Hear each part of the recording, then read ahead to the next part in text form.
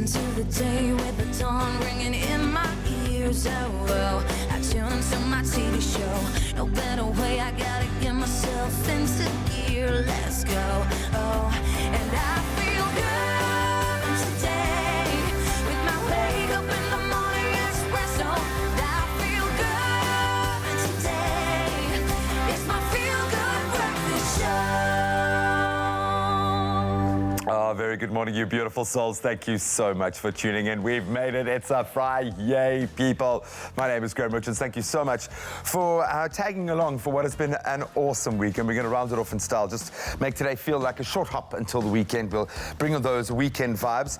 And it feels like a little bit of a gardening vibe as well. Why do we have these two beautiful pot plants right in my way here? Because it is World Gardening Day. So we're asking on all of our social media platforms this morning, do you like a little green? Have you got green fingers? Do you like to get out there? I find it such a therapeutic thing to do. Potted a ton of plants with my little boy. It was such a beautiful bonding experience. So I love being outdoors. How do you feel about the great green outdoors in your living space? Do you like a little bit of gardening? Maybe you've got some cool gardening tips. What are you planting going into a new season? With all the rain, of course, gardens exploding at the moment. We love it. So you can hit us up on our Expresso Morning Show Facebook page, and we'll share some of those thoughts with you as well. Of course, today is effectively a very big Book Friday. The Springboks in semi-final action over the weekend, or a quarter-final action rather. But it looks like they're on their way to the semis. They face host nation Japan on Sunday at 12:15. We'll delve into that big Derby Day weekend as well. Man United up against Liverpool on Sunday. So we're going to enjoy soaking up a little bit of the sporting action. But let's first get you prepped to see what the weather, if you're indeed going to be soaking up any rain over the weekend. So looking at a broad sweep across the country and what you guys are going to be wearing today, or what you need to be preparing for. Johannesburg, partly sunny conditions, mainly sunny conditions expected with for the entire weekend, thankfully, with very warm temperatures remaining between 16 and 33 degrees. That cloud cover increasing towards the evening with a thunderstorm in spots. So make sure you stay hydrated over the weekend. Durbs, nice and sunny. Finally, you get a break, a brief respite from all the rain. You've got sunny conditions expected for the entire weekend with a light breeze to take the edge off. That'll pick up as the weekend progresses. Partly cloudy conditions expected in the evening with high humidity, but your temperatures remaining pretty steady between 20 and 27. So beautiful, beautiful weekend in Durbs. In Port Elizabeth, mainly cloudy conditions can be expected this weekend with high humidity. Little passing morning shower on Saturday, tomorrow morning, and then a strong southwesterly wind expected for the entire weekend. Those temperatures are going to be ranging between 14 and 24 degrees. And let's see what the mother city has in store. Mainly sunny conditions, pleasantly warm temperatures as well, increasing cloud cover towards the evening, and that southeasterly wind is going to be expected over the weekend. Southeaster is back. Temperatures are going to remain between 12 and 22 with that cloud cover. So hopefully that's got you feeling relatively inspired for your weekend ahead. It is, of course, a time to relax, and on a Friday we either dress it up or dress it down. And today I'm loving the khaki vibes, chilling out a little bit. A nice pair of khaki chinos, rocking nice light fabric, soft blue. I'm feeling quite weekendy already. The vibe here, I think, is to keep it as light and whimsical as possible going into summer. We've seen some beautiful pastels being displayed. They've called this a sage green. I don't know, I would say it's borderline sage mint green. But I think the main thing here is the lightness of the fabric, the lightness of the look. Perfect to take me into a Friday. In fact, if I wanted to enjoy all of that beautiful warm weather, I could just go and relax at sundowners after work today. So think a little bit about what you want to wear today and maybe inspire us with some of those pictures. Post them on our Expresso Morning Show Facebook page. As always, you guys are the most important part of this dynamic. We'd love to hear from you.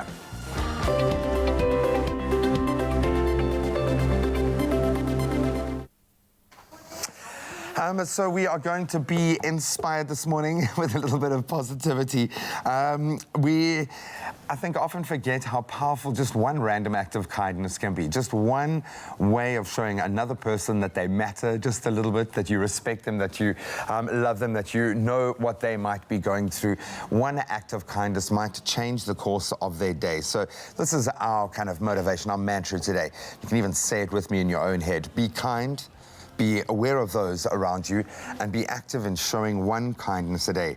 Kindness is free, so sprinkle that stuff everywhere. Just do it, just a little kindness bay all over the place. Now, it makes a massive difference, I think, in our own lives when someone does something kind for us, does something that makes us feel that we are worth that act of kindness. So you go out there and do that for someone else today. Just one act of kindness might change their day forever. Who knows, maybe even their life. On that very positive note, I'm now going to officially kickstart our Friday morning. Your feel-good day kickstarts with the news headlines right now.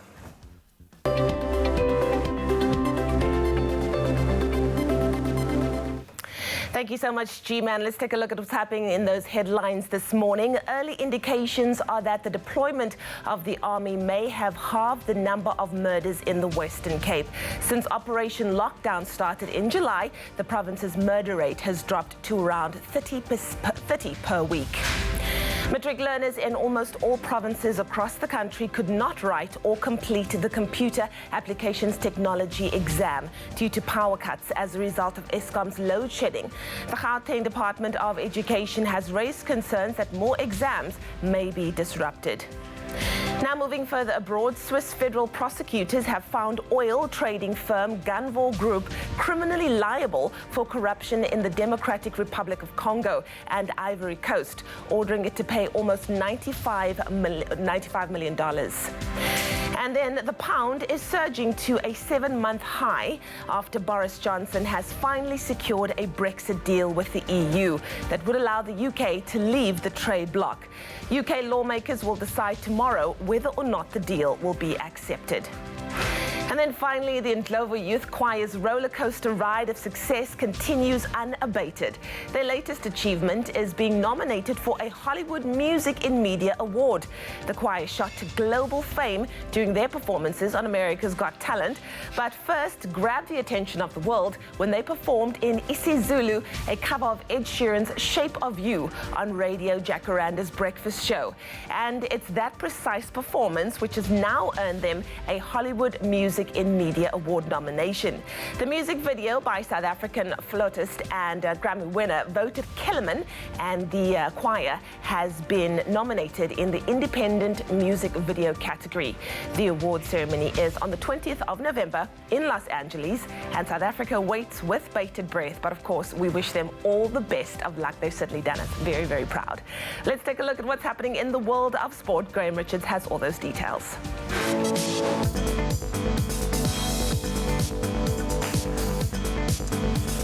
Let's kick it off with our Rugby World Cup watch. Springbok head coach Rassie Erasmus has retained the same team that beat Italy 49-3 in their penultimate pool match to face Japan, of course, in their Rugby World Cup quarter-final on Sunday. The match kicking off at 12:15. In cricket, the Proteas will be without the services of opening batsman Aiden Markram.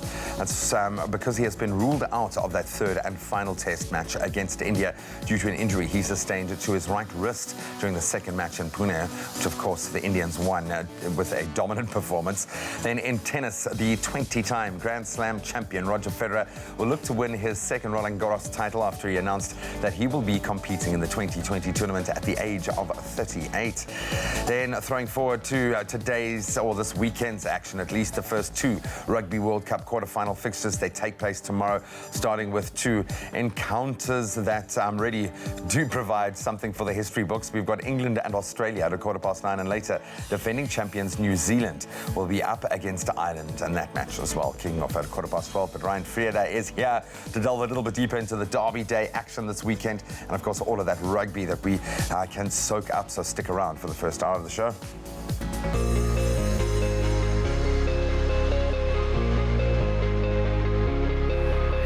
So we've asked you to send in your sunrise pictures. Please, Kloha Valave sent us this sunrise from Bushbuck Ridge in Mpumalanga, where partly sunny conditions can be expected with a northeasterly wind reaching a maximum of 30 degrees. And then our regular photographer, Gary Ocamp, also sent us his sunrise from East London, where intervals of clouds and sunshine can be expected with temperatures that are not as warm as the day before, 34, but are still reaching a maximum of 26 degrees. Let's take a look at some of those other temperatures around the country. Polokwane, good morning. You're looking at a low of 14, rising to 32. Some high humidity for Mbombela with a low of 14, rising to 32. Pretoria, 18, 34. Johannesburg, 16, 33. Mahikeng, 18, 35. Klerksdorp, 16, 36. And the highest temperature in the country is for Kimberley with a low of 16, reaching 37 degrees. Bloemfontein, 15, rising to 35.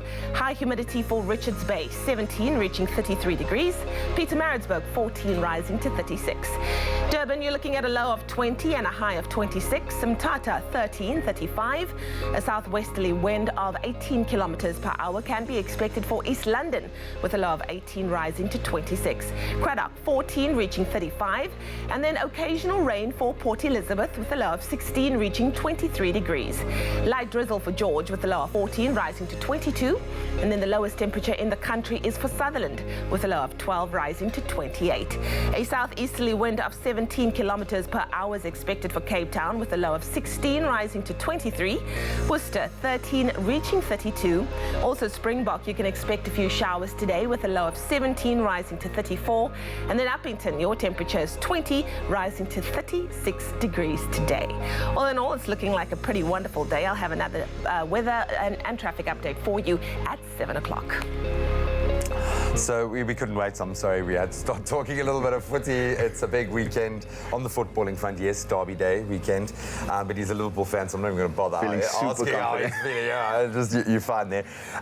With the Boks up against Japan, I mean, we've got a good draw, dude. How are you feeling about the Springboks? Yeah, we were speaking that Ireland result where Japan beat Ireland really opened like a great path for the Springboks to the final, and we'll speak about it in a little bit more detail later. But this is a great opportunity for the Springboks. It's feeling like 2007 all over again. Yeah, man, but take nothing away from, I think, one of the best host nation surges we've seen. Japan playing some amazing rugby as well, getting the basics right. So much to sink our teeth into. Ryan and I are going to chat all things sport after the break. We'll see you now. Only the highest grade Arabica beans. McAfee, great coffee, simple. See you after the break. Oh, you can make my day.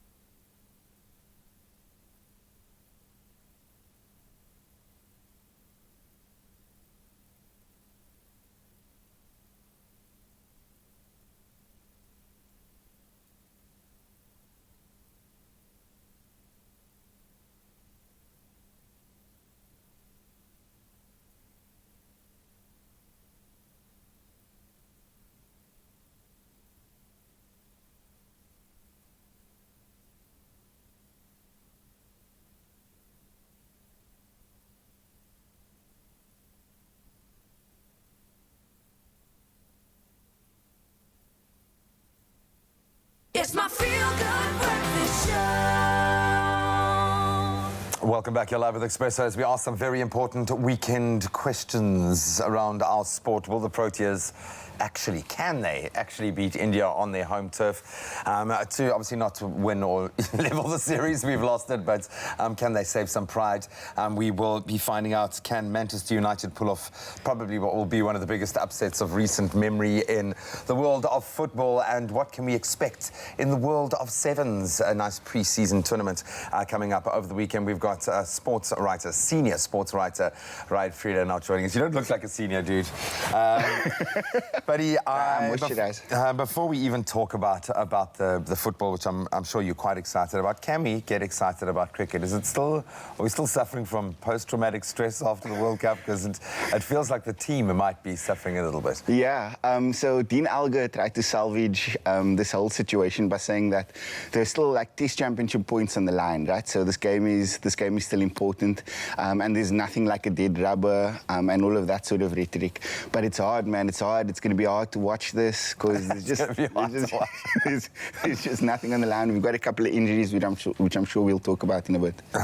So George Linder coming in to replace Keshav Maharaj, who probably spent, he has worked hard, and you do as a spin bowler on the subcontinent. You've got to get the overs in. What needs to change now? So you've spoken, we're currently ranked third on the test rankings, I think, at the moment. So, we don't want to drift too far from the leading pack. But what can we change? Surely our strike bowlers need to be getting wickets. Yeah, sure. Keshav is a big loss for us. Look, George Linder is a good player, and we'll see kind of if he's got the competency for Test cricket, and he can bat as well, which is a plus for us. But on what you change, it's so hard. This is a sudden transition, and we've seen this before when we've lost a couple of stalwarts in the past. It takes a little bit of a rebuilding period before we get there again, and I think that's where we're at now. So we've got to, I hate to say it because I want to win all the time, we've got to temper our expectations as like a watching public, and understand that there's a transition period here where they've got to fit all of those pieces into a puzzle that wins Test matches, especially away from home. Yeah, and it is. It's about a balance and a long-term plan, so temper your expectations. That's my phrase of the day. We don't have to temper our expectations when it comes to sevens rugby. I think we're going to see a stellar year from the Blitzboks. We've got a couple of big, old names still in the mixer, which is massive, having that balance, but some exciting new players and exciting pre-season tournaments. I'm seeing provincial sides popping up here. Yeah. We've got the Blue Bulls. What is essentially is the Safari Sevens, like a promotional, invitational, friendly? What's the vibe there? Yeah, so we last played in it, I think, in 2012 or so, and I'm excited about this side. Look, I love the way the the Blitzboks develop talent, and they always use competitions like this to develop young talent. For instance, they're bringing in a winger now who's going to play at hooker.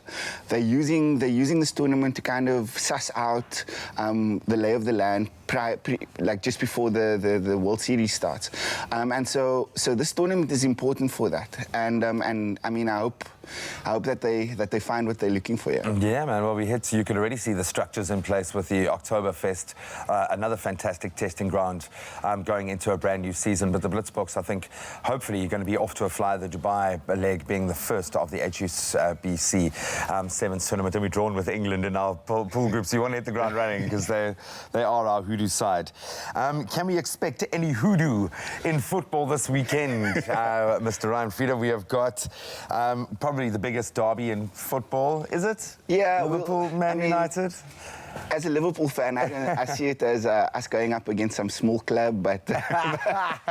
and even Man United fans probably said the same joke in their own head now, so all look, it's always important. That game, not only for bragging rights, but Liverpool want to keep the gap open with Man City. United want to I suppose, rebuild, really. They haven't played well all season, and a game like this can change your season, so that'll be their focus. and it's early enough to do it. It's a couple of injury doubts. I don't know if Paul Pogba was an he's injury out. doubt, been struggling now for a number of weeks. David Gea hasn't always been, in recent times, the talisman in defence that we'd expect. But is that where the problem is for Man United at the moment? Their defensive kind of outfit that got so much scrutiny last season? Yeah, I think the spine of the team generally is the problem. So Rashford is not scoring goals as a central striker. You don't really know who your best central midfielders are. And then you've got a new centre-back combination that's kind of still trying to find their feet. So if you look at all the world's best sides, that spine of the team is always solid. I mean, Liverpool now, you can not because I'm a Liverpool fan, but when you look at Firmino, Fabinho and Virgil van Dijk and Alisson, who comes back in for this game now. That's an about incredible as solid as it gets. Yeah. So that's, I think, where United's primary issues are. I think when United, when you look at their goal of the month, came as a penalty last month, and you're like, it's slim pickings. A couple of other fixtures to possibly look out for the weekend. We'd expect Watford to absolutely dominate Spurs. Yeah. I don't know what's going on there. Crystal Palace up against Man City. Man City going through a bit of an interesting one against Wolves last weekend. You expect them to bounce back with like a 9-goal. Yeah, I mean, for personal reasons, I hope their slump continues, but I don't see it happening. They're such a quality side with such a depth of quality there. So I don't think you want to be betting against them this weekend. Yeah, and we know Wolves are the giant slayers. I think they do better against the top sides than the weaker sides. So we are going to keep you basking in the glory that is Liverpool. No, all due respect, Man U fans out there, we love you just as much. You can enjoy Derby Day action this Sunday. I think the match just after 5 o'clock. We'll be focusing on the earlier encounter in the day, but this one happening in Japan. The Springboks facing the host nation, Japan, in the quarterfinals of the Rugby World Cup. We'll start that conversation in a moment. Well, thank you so much, G. Why don't you enter to star in Tropica Island of Treasure, Curacao, if you are looking for fame and fortune? Now, you could be selected as one of the 6 consumer contestants going to Curacao in the Caribbean, featured on this hit TV series. Plus, you can also stand a chance of winning a shared 1 million rand with a celebrity partner. Now, to enter Tropica Island of Treasure, Curacao, all you have to do is record a video or take a selfie and then post it on Instagram or Twitter using the hashtag TIOT9, and you could win smooth fame and fortune. And remember to buy Tropica for details to stand a chance of winning hundreds and thousands of prizes. You could be winning smooth fame and fortune with a celebrity in the island of Curacao. So record that video or take that selfie, post it on Instagram or Twitter with the hashtag TIOT9. T's and C's and more information can be found on tropica.co.za. There's nothing smoother than winning when you buy Tropica. To enter for Tropica Island of Treasure Curacao, buy any size and your favorite flavor of Tropica in fresh or long life. Find the unique code behind the label or the sticker. Then follow the entry details on the pack and you could win daily prizes of airtime, cash, LG Q60 smartphones, 55-inch LG UHD smart artificial intelligence digital TVs, steam dishwashers, Caribbean tan hampers, or guest watches. That's more than 100,000 prizes. Now, for your chance at competing in Tropica Island of Treasure Curacao, record a video audition of yourself describing how you would outsmooth your competition on the island. Then load that video onto Instagram, Twitter, or Facebook with hashtag TIOT9, or WhatsApp the video to 063 921 8395. And it could be you winning a share of 1 million rand plus smooth fame and fortune while flying with KLM to the Caribbean for this season of Tropica Island of Treasure Curacao.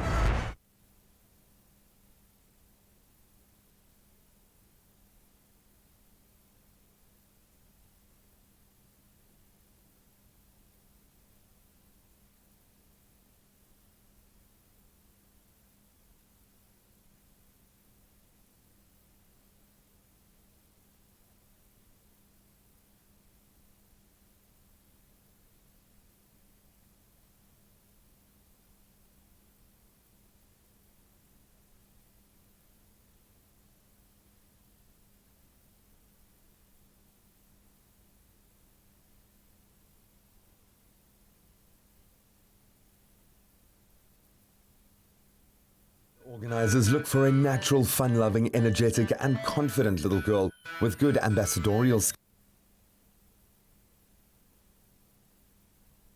Such a brilliant platform. Talk to us about how it all started. My mother's first grandchild was actually a little girl, and once my mother saw her, she absolutely fell in love.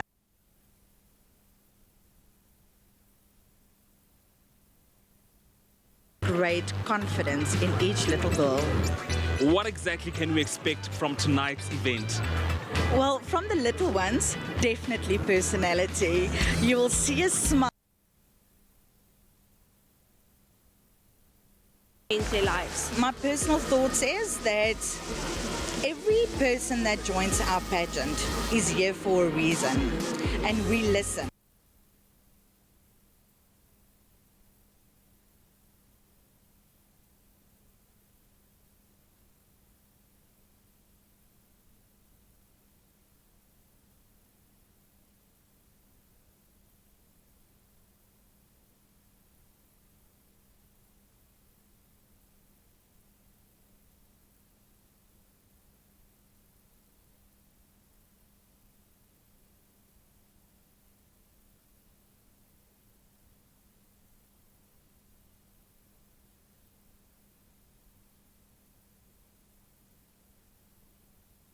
Save big this week with Dion Wired. Get a laser TV projector and 80-inch TV screen bundle for $49,999. Upgrade your kitchen with a Smeg kettle for as little as $24,999. Impress with a silver Samsung side-by-side fridge for $19,999.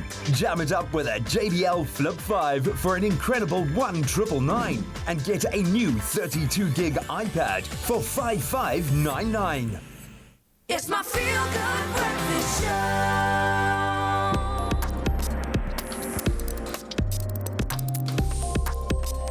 Welcome back to your Feel Good Breakfast Show. It's Expresso right here on SABC 3. Well, did you know that astronauts have up until now used spacesuits that have inherited the same design as used in the historic 1969 moon landings? I know. Well, this week, NASA took the wraps of brand new spacesuits that astronauts will use in future moon missions. That's both made by and packed with the latest technology.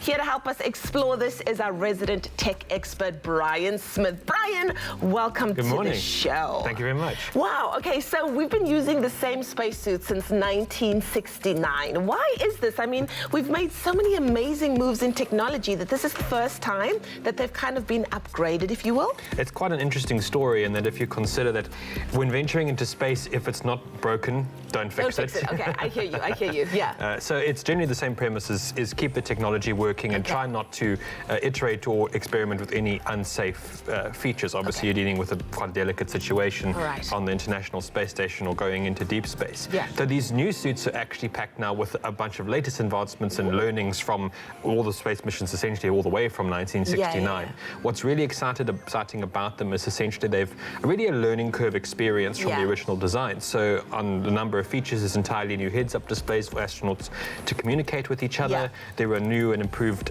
flexibility points to allow astronauts to maneuver in space. That's actually one of the biggest challenges they can face. Yeah, because I mean, I've watched movies before, the last one being Gravity with Sandra Bullock, and it just looks like everything is so difficult to do, you know? And so what are the exact things that have been implemented that just makes moving around and maneuverability easier? So one of the biggest challenges from the original moon landing that no one could really anticipate was that moon dust is actually really hazardous and infiltrated the original spacesuit. So if you happen to see one of them in a museum, you'll actually see moon dust on it. So the new suits have been designed to be pressurized and sealed and sort of minimize those points where moon dust or other sort of dust can interfere. They're also essentially moving towards a modular design. So what I mean by that is the original spacesuits were essentially designed per each astronaut.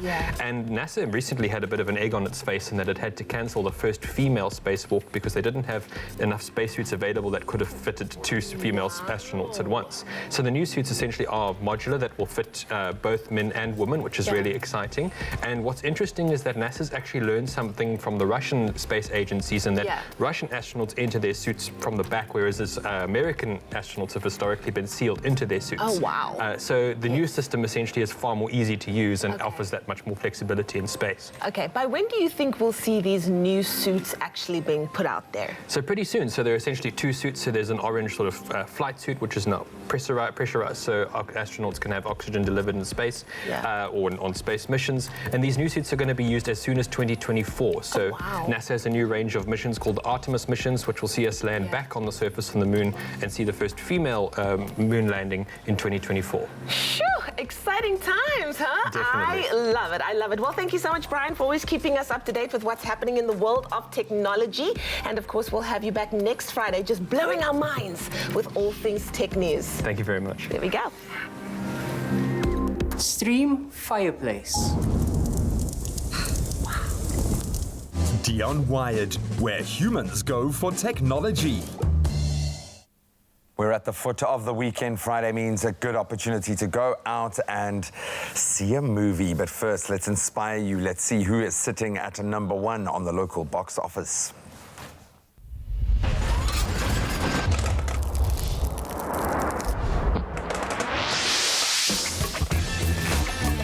Universally acclaimed, Cannes winning masterpiece Parasite infected SA screens, but did you get the itch?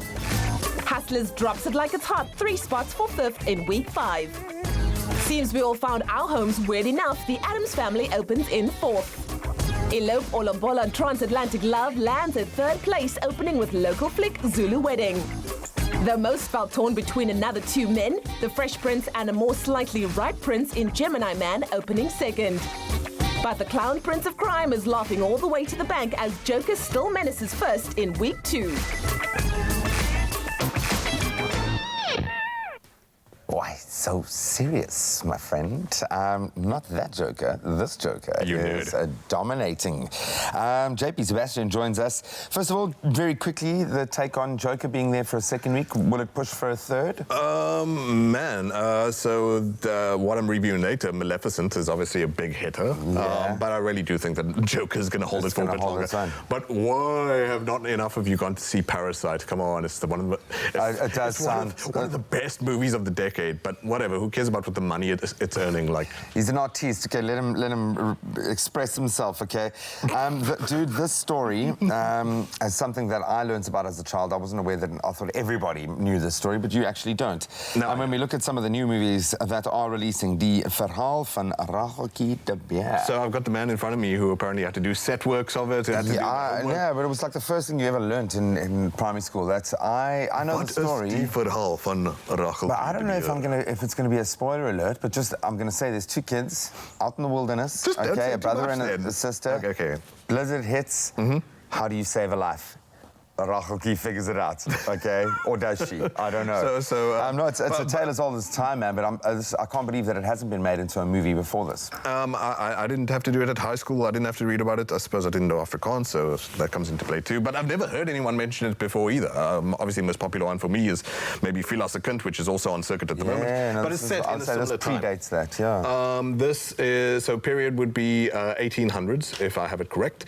And from what I know, the little bit of reading that I do, because I unfortunately missed the screening of what looks like a really beautifully made South African movie, is that she's a young lady who is part of a family where the mother, the wife, has died, and this is 5 years later that the story is taking place, and the father is trying to drag her, the daughter, and her kid brother, who's 5 years old, across the country to get to a mine where he might just strike a chance at just work. A better life, yeah.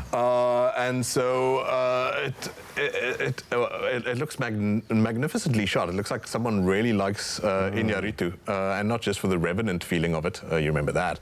But you feel the error through the grain of the quality of the footage. Yeah. I mean, or you just feel like load shedding, I suppose. The feeling. Yes. Am I seeing Marius Veyers there? Sandra Prinsloo, this has got some chops. Yeah, and we've got, it's the writer of Sunk as well, which was also a critically acclaimed movie. So I look forward to seeing this, and I'm bummed that I missed it, but I will fork over the cash like a good citizen to go see. Yeah, man, support local. No, when it's local, we pay the money, man. We pay the money. Light of My Life, Casey Affleck, we do love. Awesome. Oscar winner, yes, that was for Manchester by the Sea. Light of My Life is also directed and also written by Casey Affleck. Oh, wow. And funny enough, feels thematically pretty much the same as Rachel Kidebere. He is, however, not in the 1800s. This is set in a post-apocalyptic Earth where half the population has gone kaput, and that half of the population was all female. So it's just a planet of men, which sounds like a bit of a drag. And Casey Affleck plays this dad who's just trying to take care of his kid, who, surprise, surprise, is played by a young lady named Anna, whose name I cannot read from this distance. My eyes are bad. What's her name? I will tell you right now. It is Anna Pianowski. Yes, that's right. Pianowski. All you need to know is that critics have fallen in love with her. She seems to play the part really, really well. And for a kid actor, that's usually quite a treat. But so... yeah, you figured it out already. While everyone thought that there were no more females left on Earth, she, in fact, is the last one, and the father is panicked and 24 hours just paranoid about keeping his daughter safe. So I hope it doesn't feel too allegorical for some parents, too metaphorical about the kind of nervousness you have about having a daughter in this day and age, although this is pretty much a state of nature. There's no sort of law enforcement, there's no governmental institutions and anything like that.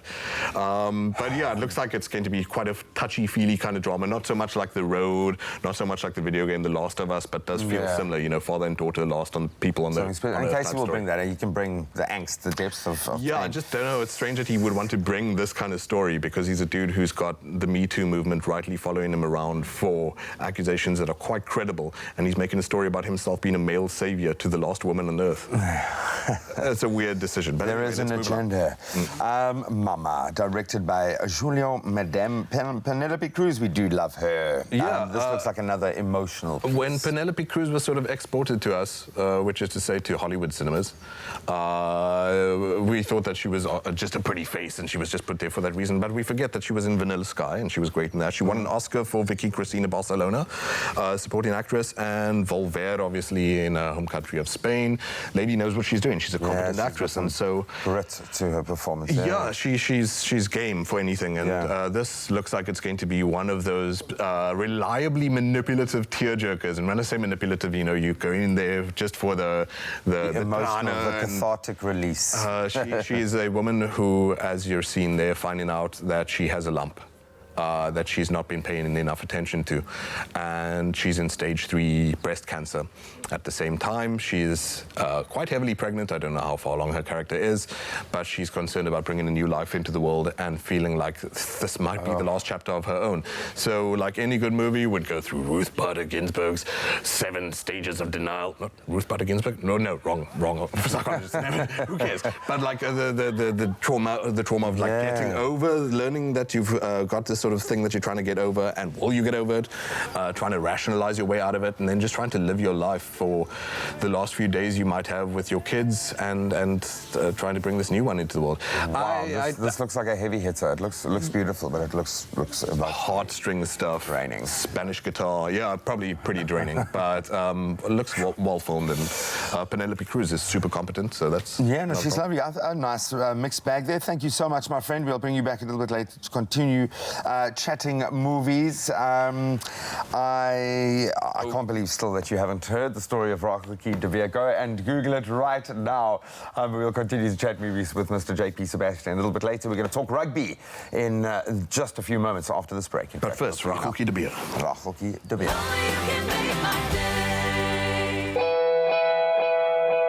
Every day, brave young kids around our country fight their own private battle against cancer.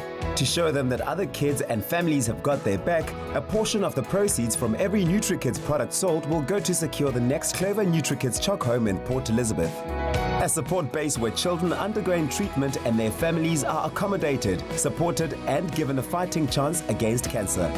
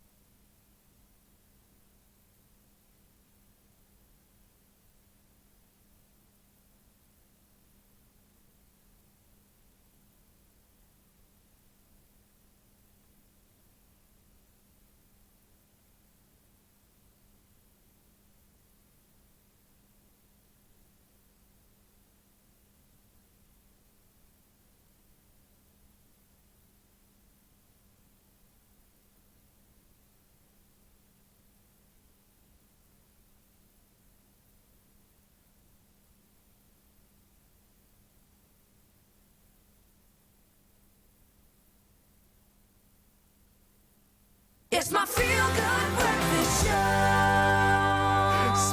It is indeed your feel-good breakfast show ahead of a feel-good weekend. Japan, of course, looking to extend what would only be described as a fairy tale run, their story in the 2019 Rugby World Cup. And, of course, South Africa standing in their way in that quarterfinal encounter on Sunday.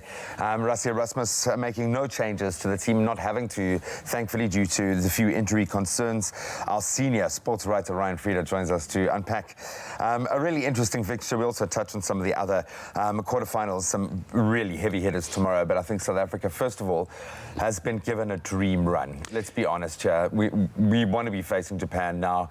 We're doing all right. Yeah, that Ireland-Japan result really suited us. I mean, it threw us onto the side of the draw that's undoubtedly like more favourable for us. If we get through this one, which I think we would, I mean, Wales or France, we'll take that. Yeah, and then in a one-off against, I think, the All Blacks in the final, you got to fancy us. Like it's like, I mean, you got to get up, and if you're not excited now, then. Well, I think Darren Lamley put it beautifully. He said, you know, in order to win this World Cup, the All Blacks are going to have to beat us twice, which doesn't happen very often. We just have to beat them once, which we've proven can happen. So, yeah.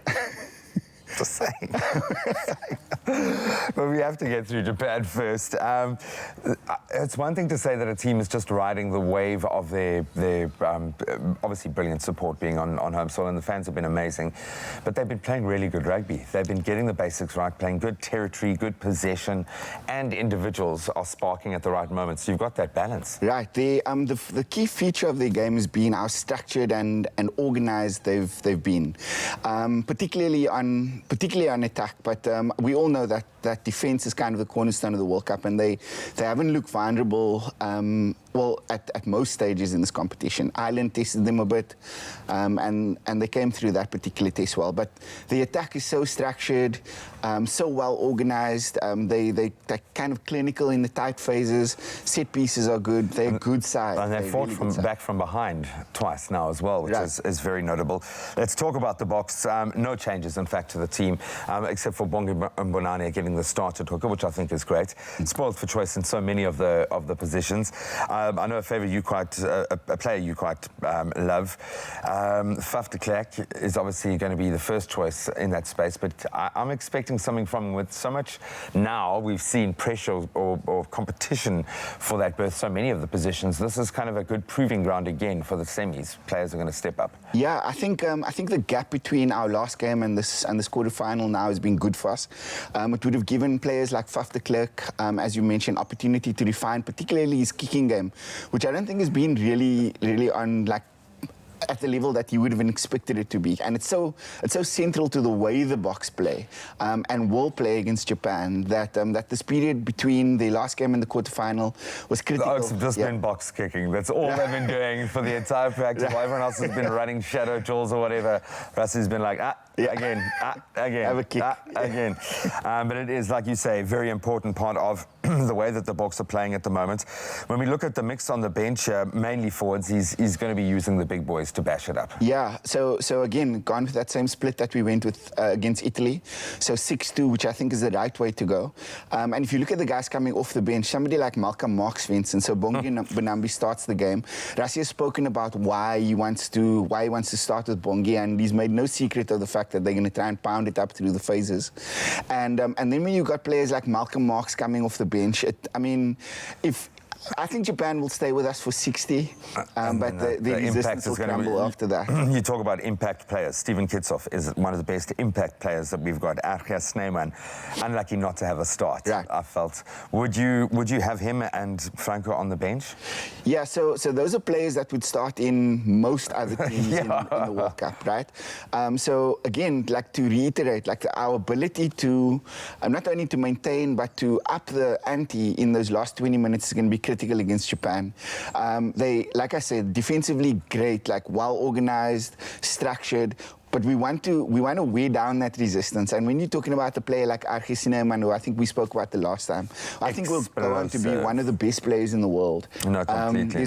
There's no question that the Boks have the edge over Japan in that facet of the game as well. heartbreaking to me that you've got to either have Cheslin Kolbe or Sabu and Corsi. That has become one of the choices here. But Cheslin fits.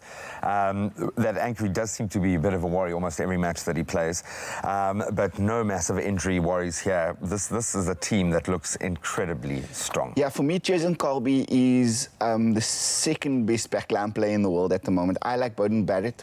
And just for game-breaking ability, the two are really close.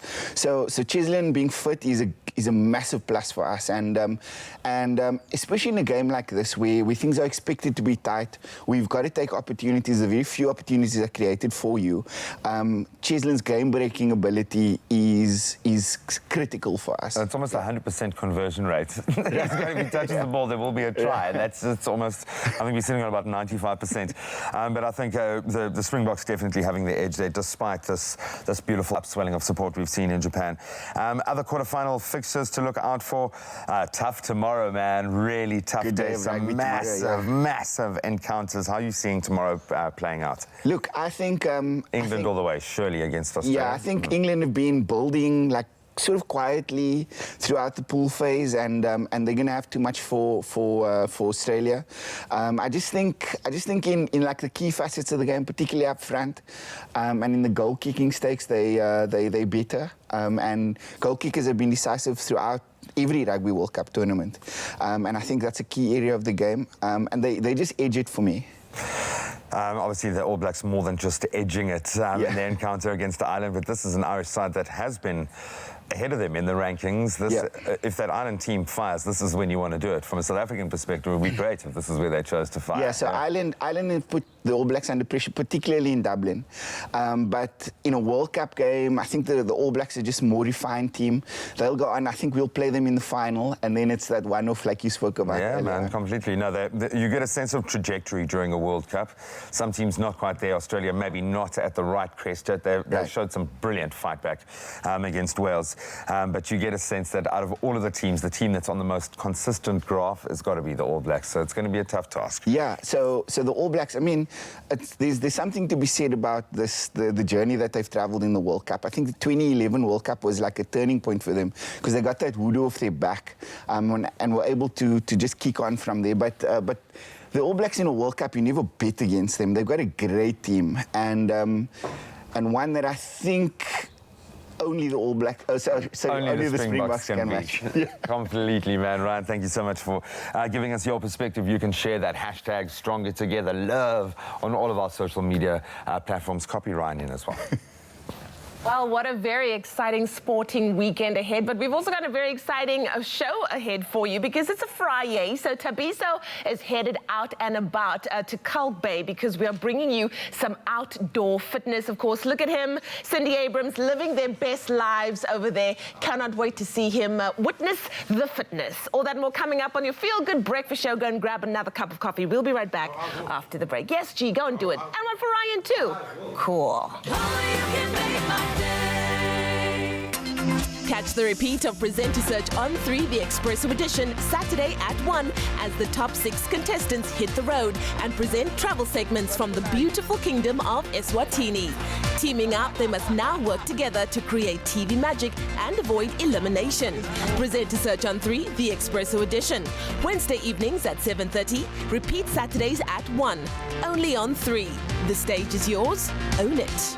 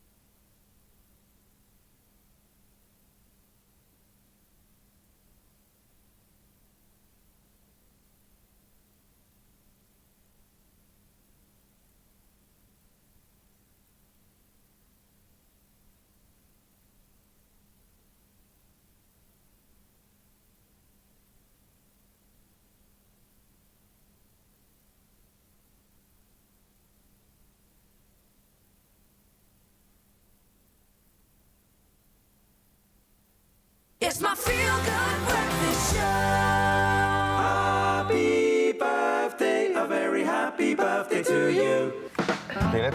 Wow, I love it. Welcome back to your Feel Good Breakfast Show. It's Expresso right here on SABC3. Time for us to wish a few special people a very happy, happy birthday. So, G, who are we starting off with, my darling? Just at a moment there, I was just remembering when Jared Ricketts made me sing yesterday. It was bad. It was so bad. It was so bad.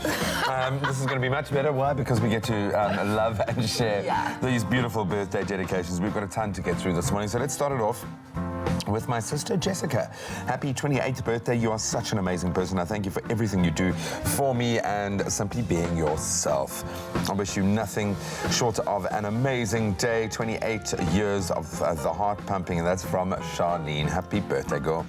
Then I'd like to wish my only grandson, Taliesin, happy 9th birthday. May you have many, many more blessed years. I love you forever. That's coming from Granny. Then this one is a happy 7th birthday going to my daughter Simpiwe. May God bless you more. Mommy loves you so much. Happy birthday, Simpiwe. And then wishing us Amika Lee a very happy 6th birthday. And this one says, may the Lord continue to bless you with many more years to come. Stay the awesome, unique little lady that you are. We love you very much from your daddy, Leroy, grandma, aunt, and uncle. So happy birthday. And then a happy 9th birthday to my angel, Tayan Aiden Rajkumar.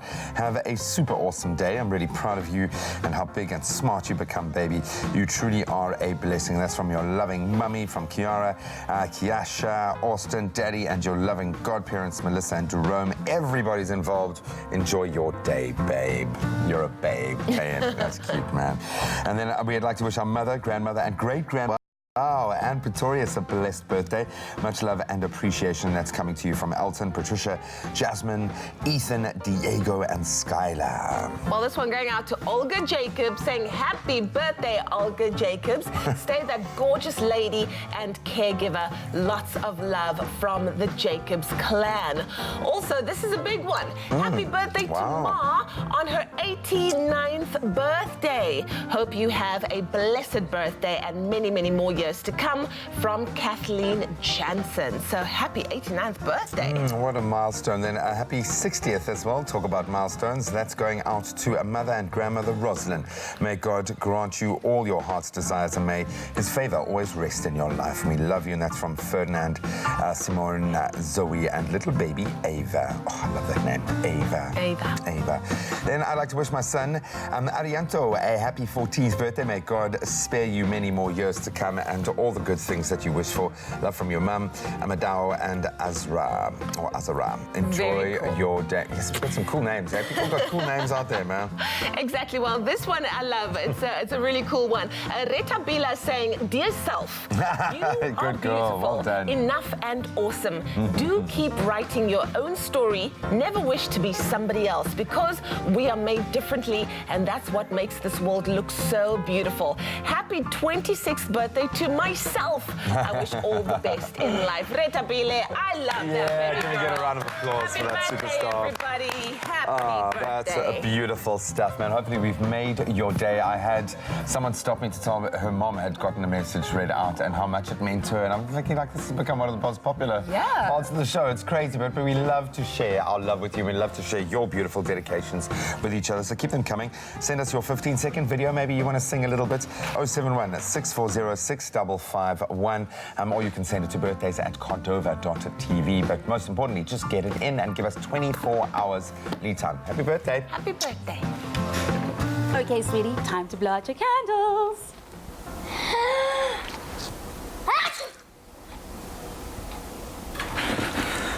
Don't ruin the moment. Prevent allergies or cold and flu with fast-acting powder nasal spray from the Nexa range. Nexa, brought to you by Pharma Dynamics. Happy birthday once again. Let's continue celebrating right now. For over 2 decades, the Little Miss South Africa pageant has been helping young girls reach for the stars by empowering them and showing them that beauty goes way beyond the physical. And once again this year, the pageant was on the hunt for yet another naturally beautiful, confident and charismatic young princess to carry the title and help those around her make this world just a little bit better.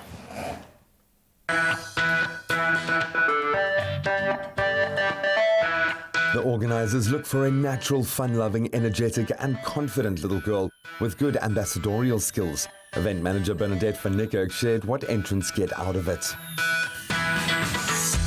So Bernie, Little Miss South Africa is such a brilliant platform. Talk to us about how it all started. My mother's first grandchild was actually a little girl, and once my mother saw her, she absolutely fell in love with her. My mother thought that this would be a great opportunity for little girls because there wasn't a pageant that time for little girls. And you know what? Giving them exposure at such a young age, it gives a child self-confidence, and they learn to be a public person. They need to be alone on stage without mommy or daddy, and it brings out such a great confidence in each little girl.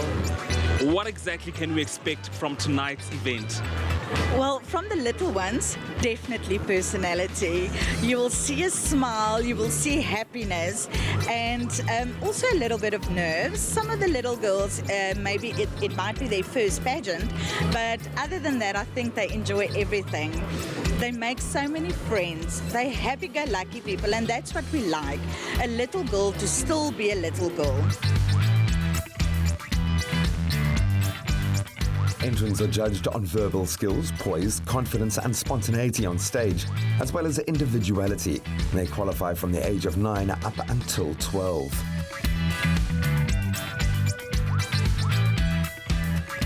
So what we always ask for is a little girl that's fun-loving. She must still play and have fun as a Little Miss South Africa. And the Little Miss South Africa must really stood out, be an ambassador for South Africa. Little Miss South Africa, the ideal winner for me has to be someone who's confident. I mean, that's the biggest thing that you look for. Has to be someone who's comfortable in front of people. Has to be someone who can speak and represent herself and what she's here for. A platform like this is so important because it shows us that you can achieve so much with yourself. You just find yourself, find who you are, and you'll achieve anything. You'll inspire people, you become a role model. You travel to other countries. You, yourself, your body, your mind, your soul, your heart, you can make yourself go wherever you dream. Kids are having quality, God has given me talent, and showing me to give is getting into the sea.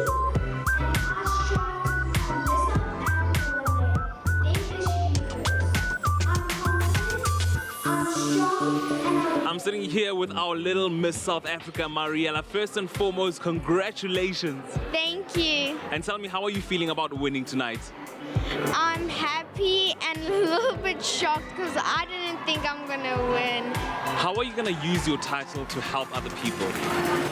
Well, I am gonna identify a charity organization that I can work with my whole brain, and I think my campaign's name will be Supergirl Saving the World, and Supergirl, that's me, Mariella Romanelli.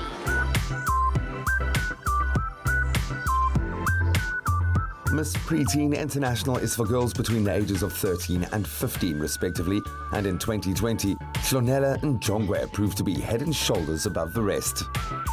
Hlonela, first and foremost, congratulations on your win tonight. Thank you so much. What does winning Miss Preteen 2020 mean for you?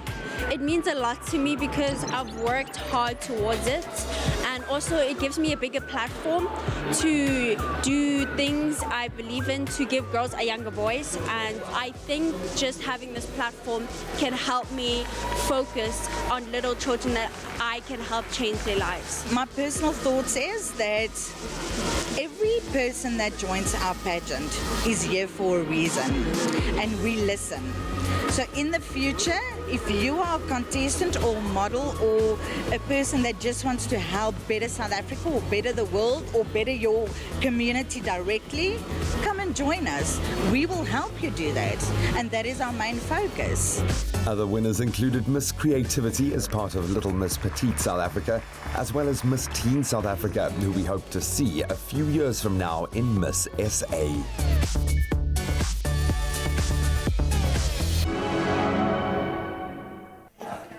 Well done, ladies. Off to a flying start. Congratulations to all our winners, but all the youngsters that took part, you can see how much of a difference it makes in their lives, and that's the most important thing. So congratulations, girls. On that celebratory note is where we now move into the new hour and to bring you up to speed with those local and global headlines.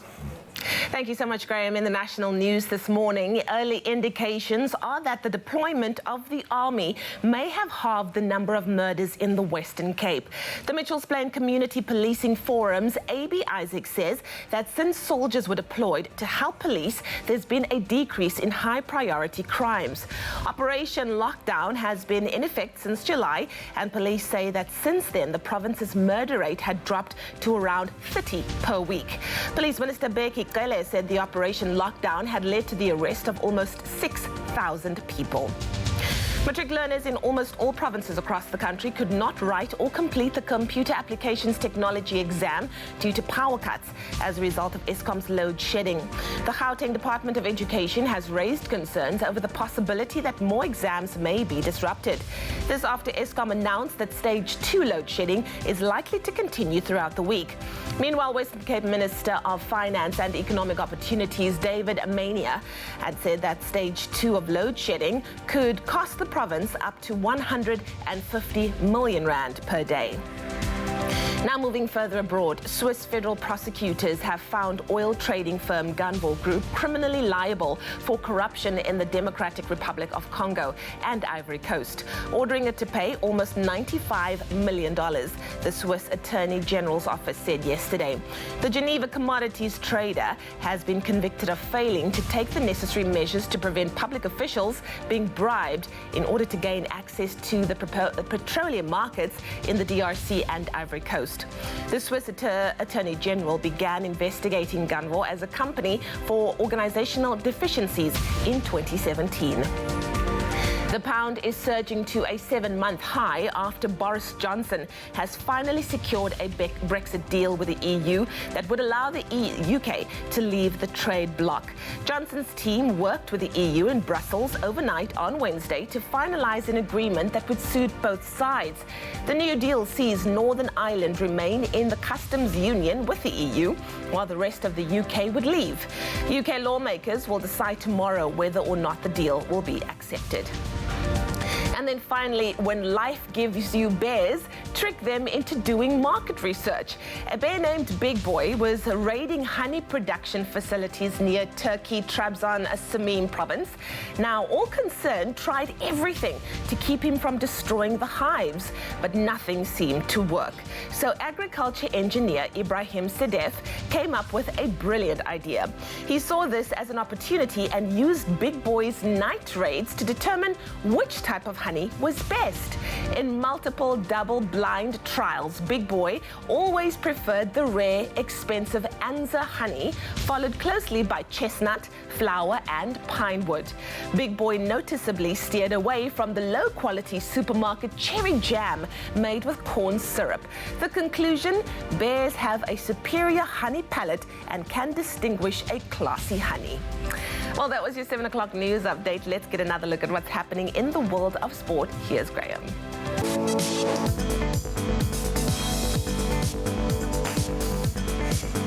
Thanks so much, Lee. Let's kick it off with a Rugby World Cup news. Springbok head coach Rassie Erasmus has retained the same team that beat Italy 49-3 in their penultimate pool match to face Japan in their Rugby World Cup quarter-final encounter on Sunday. Siya Kolisi will once again captain the team during their must-win match at the Tokyo Stadium. Hooker Malcolm Marx, he's been left out of the starting 15, but is starting from the bench with Bongi Mbonani now starting for the Boks. And the match between South Africa and Japan kicks off at 12:15 on Sunday. Then on to cricket. The Proteas will sadly be without the services of opening batsman Aiden Markram, who has been ruled out of the third and final test match against India due to an injury he sustained on his right wrist during the second match in Pune.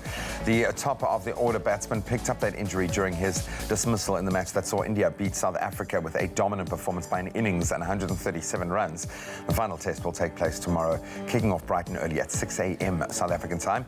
Then on to tennis. The 20-time all-time Grand Slam champion Roger Federer will look to win the second Roland Garros title to his name after he announced that he will be competing in the 2020 edition of the tournament at the age of 38. The current world number 3 ranked player returned to Roland Garros this year, suffered defeat to the king of clay, Rafa Nadal, then went on to win the competition, but Federer will also be competing in the Tokyo Olympics next year as well, where he will look to bring home a singles gold medal. So he's still got it. A big weekend when we look at our rugby fixtures coming up. The first 2 Rugby World Cup quarter-final fixtures will be taking place tomorrow, starting with a titanic clash between England and Australia. That's at 9:15 in the morning, and then later the defending champions New Zealand will be up against Ireland. That game scheduled just after midday. That's where we leave our sport for now.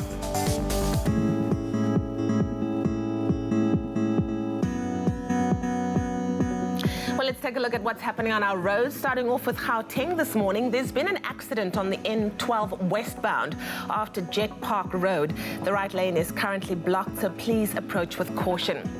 Now taking a look at the Western Cape at Somerset West on Salaris Pass, there are roadworks between Horseshoe Bend and Hairpin Bend in both directions. One lane is currently obstructed and delays can be expected. Please approach with caution. And then finally, taking a look at those train lines, there is an extended travel time of 40 to 50 minutes on the Northern Line. That's the Wellington line due to TFR signalling restrictions between Kraaifontein and Stickland, current infrastructure conditions, and also sets out of service and recent signal equipment failure at Bellville. So those are your traffic updates. We'll have another one for you at 7:30. Now we're heading all the way to Kalk Bay, where Tabiso is going to bring you your weather. A 0-fee account with 0 surprises. That's different. Money. Thank you very much, team. Yes, that's right. This morning I am coming to you live from Kalk Bay Harbour. It's looking absolutely amazing here. But right now it's time for us to take a look at your roads and what that's looking like. Starting off in Gauteng, out in Jet Park, where there has been an accident on the N12 westbound after Jet Park Road. The right lane at the moment is currently blocked, so please approach with caution. And if you happen to be in the Western Cape, out in Somerset West on Salaris Pass, there are roadworks between Horseshoe Bend and Hairpin Bend in both directions. And one lane is currently obstructed and delays can be expected, so please approach with caution and save yourself some time this morning. If you're rushing off to the trains, well, there is an extended travel time of 40 to 50 minutes. That's a long time. It's on the Wellington line due to TFR signalling restrictions between Kraaifontein and Stickland. Current infrastructure conditions are a problem over there as well. Sets out of service, as well as recent signal equipment failure at Bellville. So please do take note of that. Save yourself some time and take it easy on the road.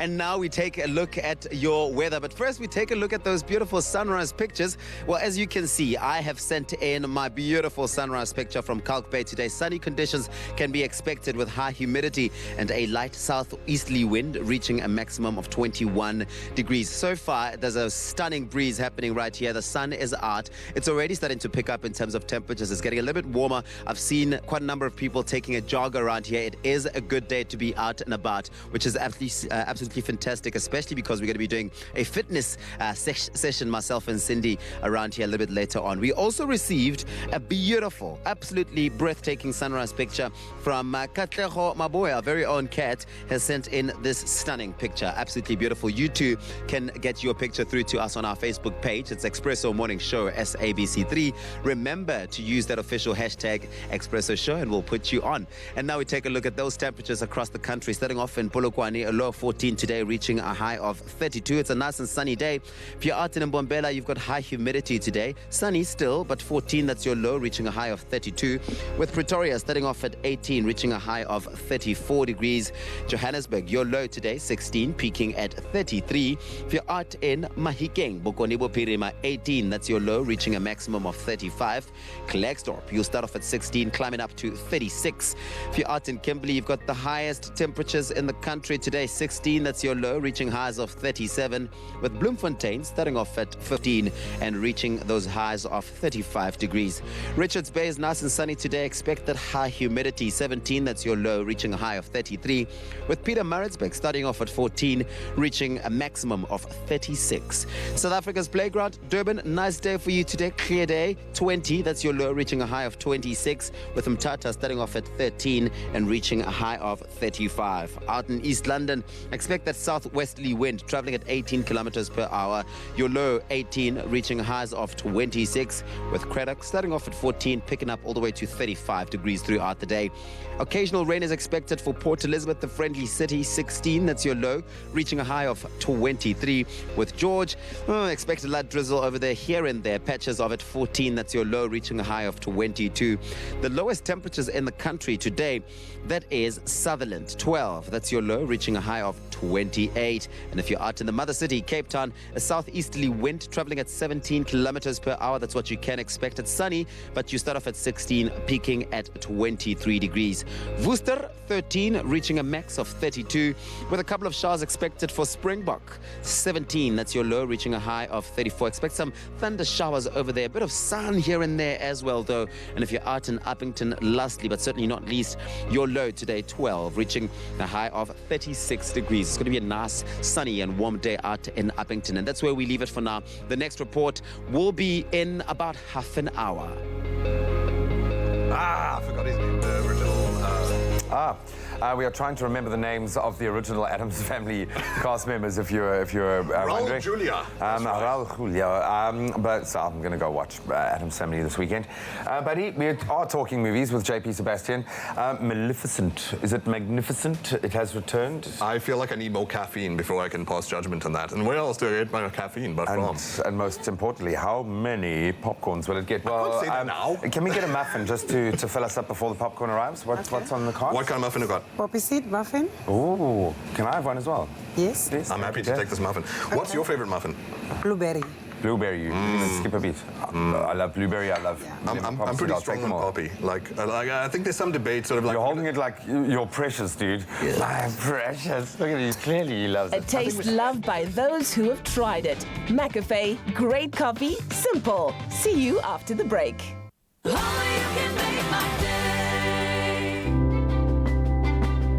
Science reaches for the truth. It works for the big and small, for the old and young. And with knowledge as our first ingredient, science is at the heart of our food. For differences you can see, feel, and trust. It all starts with science.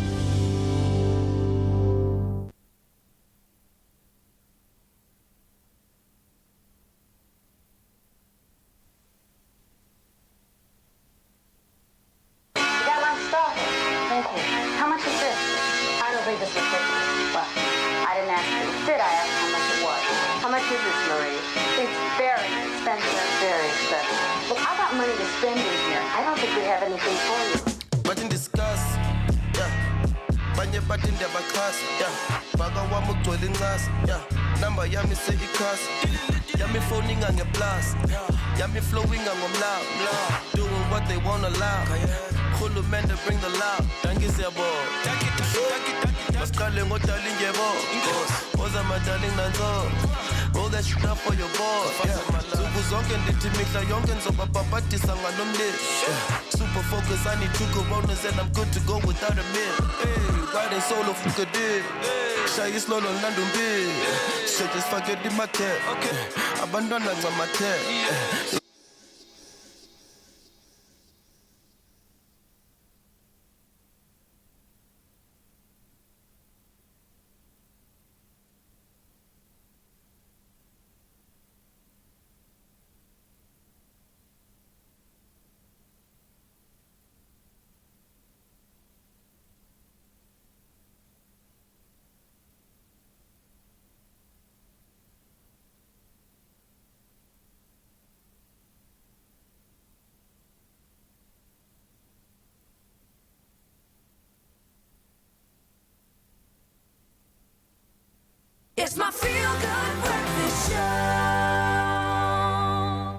welcome back. You're live with Expresso as we delve into some movie fun. Well, at least we hope it's going to be fun. First one was great. Maleficent, Mistress of Evil, the second incantation of the Mistress of Evil. She is back. That's Angelina not the whole Jolie. title, by the way. It's just Maleficent 2, if you like, as well. So Maleficent, a pretty cool film, first time round. Mistress of Evil, you didn't seem confident that this was going to knock the Joker off the top spot. Set the scene for us. So, obviously, sequel this time around, and we've been through the motions. In the first one, Maleficent was dealing with, oh, who am I? And am I actually evil? And can I raise this young lady? Can I fly without wings? No. Now, Al Fanning's character, Aurora, is found love in Prince Philip. He has proposed, and Maleficent won't have this. And so I'll tell you what, I'll show you a little scene about how she handles her goddaughter, is that the term? Whatever. Accepting the proposal of Prince Philip. Oh.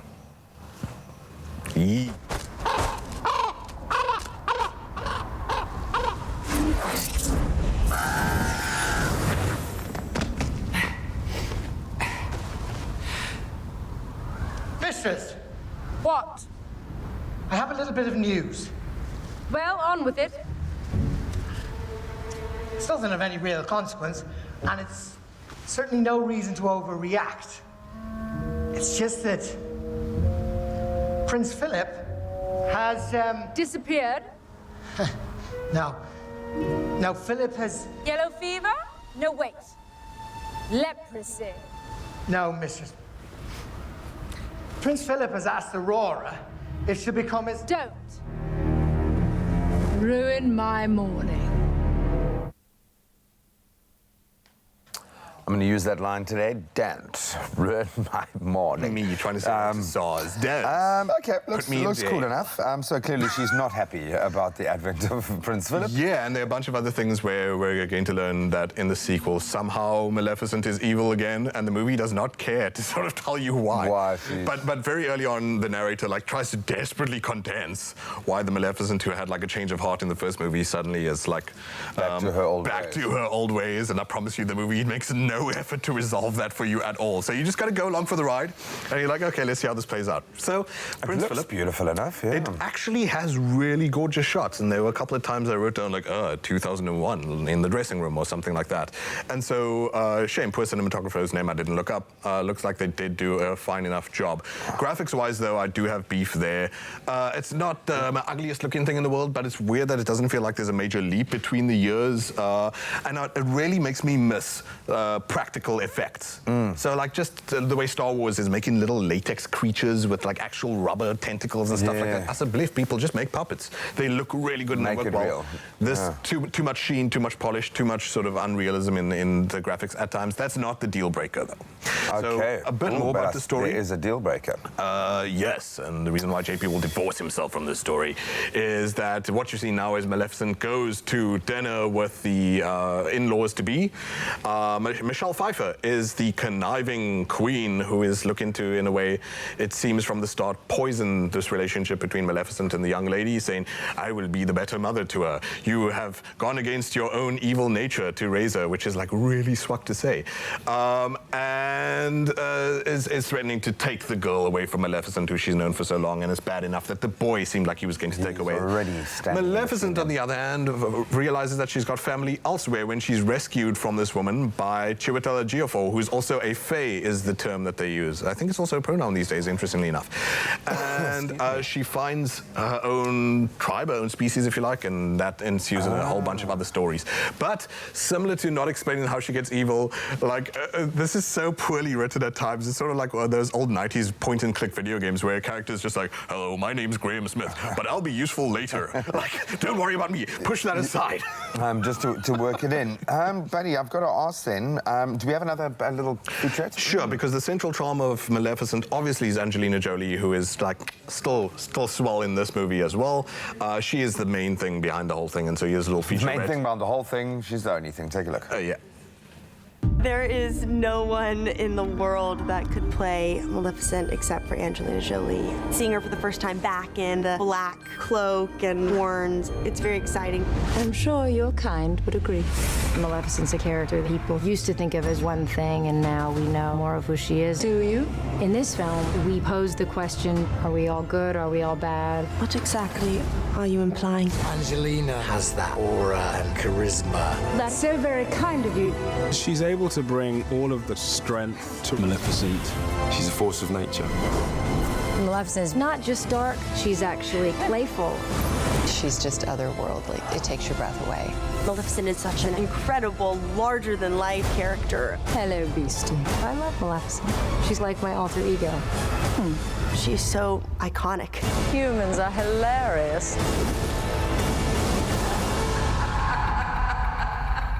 Humans are hilarious. She's dropping bombs in this one, dropping the one-liners. Love it. She looks awesome. She is, sure, but I mean, it's a movie that's just trying to force you to watch the original again. It's really just walking through the same by-the-numbers stuff as the first one, and like I said, sort of like anytime you have a question of like, wait, why did that happen? It's just like, don't ask. Enjoy the film, man. So I'm nervous now. How many popcorns, Sometimes, look, to be fair, you just need uncomplicated stuff, especially in 2019. Boy, what a year. So I'd only be able to give this 4 out of 10. Wow, scathing. If you can let your hair down and you just love Angelina Jolie, it's fine. Then you can go and you can ramp it up to 6. But 4 popcorns is what it gets. It is Maleficent, Mistress of Evil. Dua. Of course. Well, as the movie's got a 4 out of 10, let's find out if Thabiso's fitness skills are going to get a higher rating. Let's head over to Kalk Bay now, where we're going to get into some sunrise fitness with Thabiso and Cindy Abrams. Good morning once again, family. It's Thabiso Makubela, your Uncle Tabsy out here with Cindy Abrams, and we've taken it to the harbour out in Kalk Bay today because it is such a beautiful day, reaching those maximum temperatures of 21 degrees. Couldn't think of a better place to bring our fitness workout to. It's the perfect way to start your Friday, the perfect way to enter into the weekend, start strong. And as you can see, I am donning my Springboks t-shirt. Ready for this weekend. Ready for this weekend. It is Bok Friday, so I thought, well, the Boks have had such a tough time having to work out and keep their fitness levels at the top. The least I can do is on a Friday just step out a little bit and feel like I'm a part of the vibe as well. Show you kids. And show my game. Also show that we are #stronger together. And I'm here with Cindy Abrams. So we're going to be doing this outdoor workout. Yes. The first thing I would absolutely want to find out from you, because when you said, okay, let's go do it by the harbour, I thought, what's the advantage of doing a workout outdoors as opposed to in a gym? Well, when you're in a gym, you're breathing in artificial air, breathing in the air conditioning. When you're outside, you have all the natural light, all the natural breezes, the ocean smell is just amazing. Well, I can tell you now. I feel like it does wonders for the chest. I can tell you now, I feel like I'm breathing so much better already being here. The breeze is amazing. Like you said, you can smell all those aromas coming through of everything around here. People are already starting a braai on the other side. It's going to be a fun time. So what are we doing exactly today? Okay, so today we're going to work on our legs. Okay. So we're going to start with lateral lunges. All right. So you want to go to the side, Okay. but you want to be careful that your knees don't go over your toes. Okay. So you'll find a lot of people tend to lean forward. Okay. So don't let your chest go forward, keep it up straight, and then drop down. So is that the point at which you know that you're doing it wrong? That's when you're doing it correctly. It's when your knee is behind your toes. When Okay. it's wrong, All you right. find you're doing this. Okay, cool. So the minute you start leaning and dropping down, it's Then you incorrect. know. Don't do that. Okay, let's get going, So, Cindy. do you want to move more to the front? Yeah. So you're going to go to the right side first. You're going to Okay. drop down. All right. Step up. Open your leg shoulder width apart. Okay. And then change sides. And then up.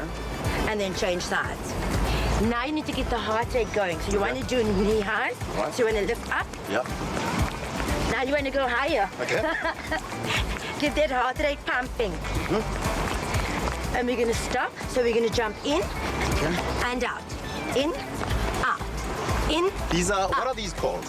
So it's like a jump squat. Okay. But just you're controlling it more. So a normal jump squat when you're jumping up. Yeah. This one we're controlling All right. by going out. Okay.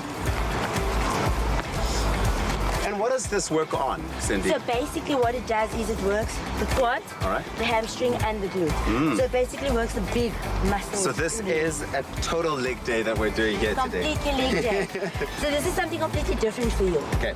You're going downward dog. Okay, I've never done this one before. What's it called? Downward dog? Yes. Oh, okay. It's a yoga pose. Okay, I've done quite a bit of yoga lately, so yeah, let's see. Oh, great. But now the difference is you're adding in fitness. So you're dropping down, push up. Walking back, downward dog. Walking forward, push up. Walking back, downward dog. How are you feeling? Like I'm working out. I feel like I'm working out. And back down. Now, you're gonna drop down. I'm gonna go on my knees. Okay. Because that's the way the women do it. Okay, and then place your hands close together. Keep your legs shoulder width apart. All right.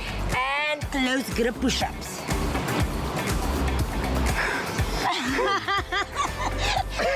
Okay, guy push up, hands apart, and you drop down. Yeah. There we go. And then I'll do. So how many of those would you do? So you want to do about 10 of these. Okay. So you want to do 10 close grip push-ups. Yeah. Then you're going to go back, downward dog. Yeah. And then we're going to start our cycle all over again. Ready? Awesome. Let's go. 3 more. Cool. Okay, well, listen, there's quite a bit to get through with Cindy here, and I know Cindy. I've trained with her so many times. She does get carried away. She is still here. We've got part 2 of our fitness segment going on, but that doesn't mean we're stopping this side as well. While the rest of everything happens in the studio, we're still going to continue with that thing, but we'll catch you later. Let us know what you're doing this morning to get your blood pumping on Facebook, #Expresso Show. See you later. Let's do it. Okay, we're going. I don't know about you, but Thabiso looked like he was struggling a little bit there. Anyway, Cindy's going to get him into shape and make sure that his fitness levels go all the way through the roof. We're going to be right back, and of course, we're going to head through to Kalpe a little bit later on because we've still got an amazing Friday dance coming to you from Kalpe with Thabiso.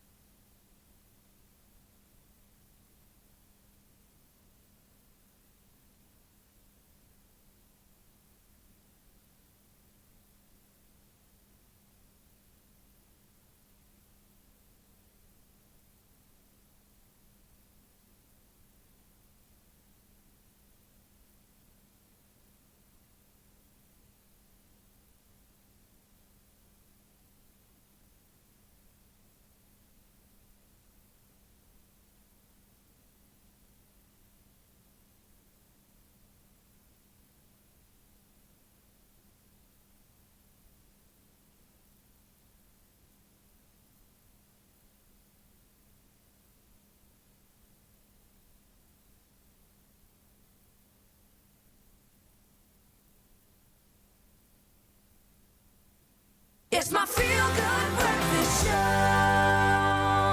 It's a Friday, baby. Welcome back. This is your feel-good breakfast show. It's Expresso. And why are we so happy? Because we're not doing fitness this morning. Uncle Tabsy's taking care of that. Well, I want to be doing sunrise fitness with Thabiso and Cindy Abrams. Of course, she's putting him through his paces, but it's all good because we're getting the heart pumping, we're getting the body moving. Beautiful Plus, setting. we're finding out the benefits of working out in the outdoors, which is always a beautiful thing.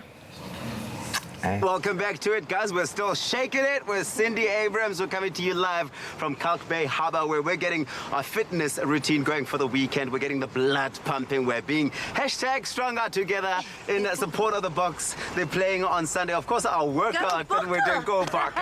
But our workout that we're doing is obviously nothing compared to the amount of strain, the amount of work that the Boks have to put in. But at least we feel like we're in solidarity with them, right? No, we're there with them. We're there with them. Putting ourselves through the paces. So Cindy Abrams is a a businesswoman and a personal trainer, and if anyone knows a thing or two or even 3 or 4 or 5 about outdoor workouts, this is your lady. You can connect with her on her social media. What's your handles? So my handle is for Instagram, it's Cindy Abrams _SIWC. For Facebook, it's Shake It with Cindy. Shake it with Just Cindy. remember shaking. I really do wish we were shaking it up a little bit, but we'll do that when we have our Friday dance a little bit later on. Right now, we continue with our fitness workouts. Yes. What are we doing How next? are you feeling after the first session? My arms are a little bit sore here from the push-ups. Okay. Because I haven't done only the warm-up. push-ups. We're going to start working now. Okay. Let's get into it. Let's get into it. What are we doing So next? we're going to start now with reverse lunges first. All right. So step back. And then put your feet together. Change sides. Watch your form. Don't let your knees go over your toes. Step in, step back. Step in, step back. Are you feeling the burn? Yeah, a little bit. Okay, now we want to get our heart rate up. So we're going to do shuffle. So we're going to go 1, 2, touch the ground. 1, 2, touch the ground. Watch your form, so don't let your leg do this. Keep your knees bent. Okay. 1, 2, drop down. 1, 2, drop down. Okay, now you can go faster. Are you feeling it in your quads and your hamstrings? Is this like cardio? Is this like a full body? What is this? This is the cardio section of it. Okay. But at the same time, you're activating your quads and your hamstrings. What I like about this is that you can do it anywhere. Literally, you can do it in your lounge, you can do it outside in your garden. Perfect for outside, not so much in the lounge, depending on the area. How big the space is. Yeah. Now, we're going to challenge your core. Okay. How strong are you in your core? I'm not very strong there. So what we're going to do is we're going to do a starfish plank. Okay. So what a starfish plank is, you're opening up your legs, wider than your shoulders. Yeah. Taking your hands out. All right.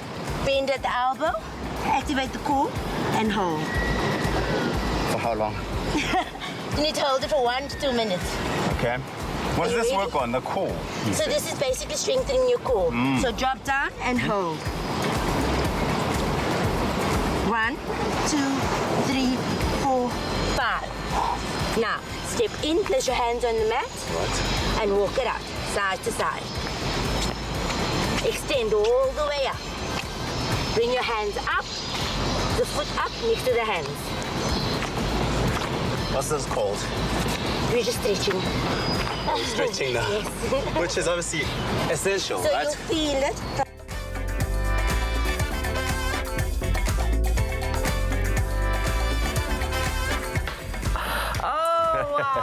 Love you, bud. We love you, bro. TV. Well done, Tabiso. Looking really, really, really good out there. Well, anyways, it is a Friday, so you know what that means. It's time to pick a box. Now, for the last 2 weeks, courtesy of Dion Wired, we have given you the chance to SMS in and win one of 3 awesome prizes.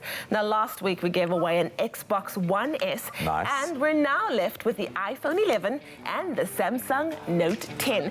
And we're about to give one away to our next winner. We have her on the line. Nasifa, are you there? Good morning. Good morning, Nasifa. Good morning. Good morning. You sound like you have the requisite amount of excitement. How are you feeling? I am very excited. I'm like overwhelmed.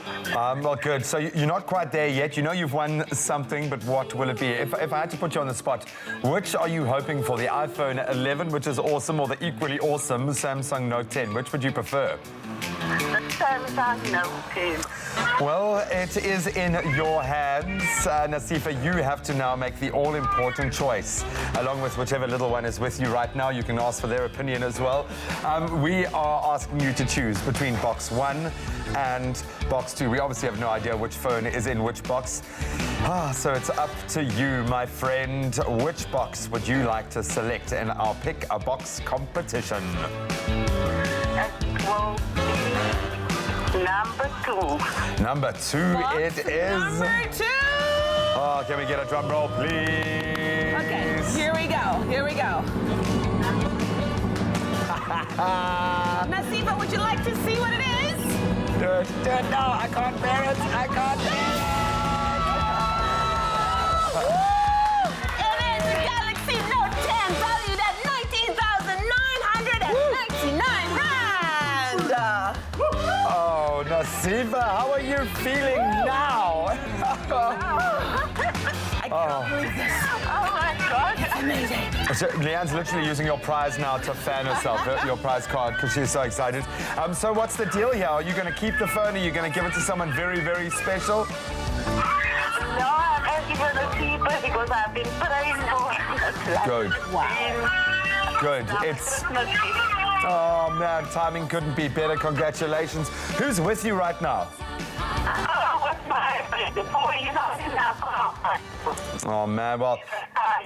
Give big hugs all around. Congratulations, Nasifa. You are the winner of a brand new Samsung Galaxy Note 10. Congratulations. Well, there's officially only one prize left, which is the iPhone, which means that you still have the chance to win. SMS the keyword Dion Wired, your name and email address to 33728. Plus, when you SMS in, you also stand a chance to be entered into the grand prize draw to win a 30-second trolley dash in Dion Wired worth 100,000 Rand. Now, the SMSs will cost you R1.50. No free SMSs apply, and T's and C's can be found on expressoshow.com. Oh, we're making winners right here on your Feel Good Breakfast Show. Woo! On the next episode, the top 6 get their hands dirty, working on a corporate social investment project that tackles food insecurity and hunger. But everyone is surprised when a certain someone returns to stir things up. Wow, I did not see this one happening. I'm shook. What's happening here? I mean, I'm excited, but what are you doing here? That's the next brand ambassador. Thursdays at 7:30 p.m. only on SABC3.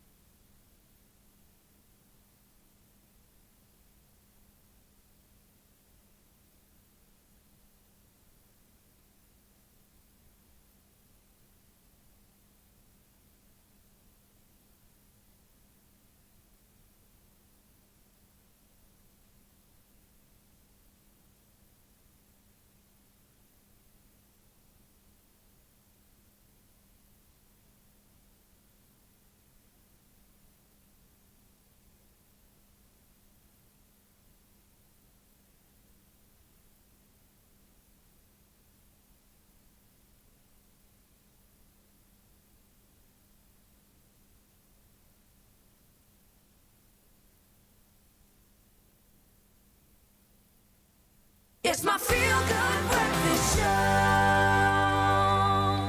Welcome back to Feel Good Breakfast Show. It's Expresso right here on SABC3. Time to meet our musical artist this morning. Now, Younger Chief started out as a music video director in 2008 while working for hip-hop heavyweight Squatter Camp, which won him a Metro FM Best Music Video Award. He then went on to direct all the music videos for Questa's debut album, most notably Boom Shakalaka. Now, he is the one in front of the camera. After dropping chart-topping hits after hits, he joins us this morning to discuss discuss his latest EP that just dropped at midnight, Becoming a Pop Star. Everybody make some noise for Younger Chief in the house.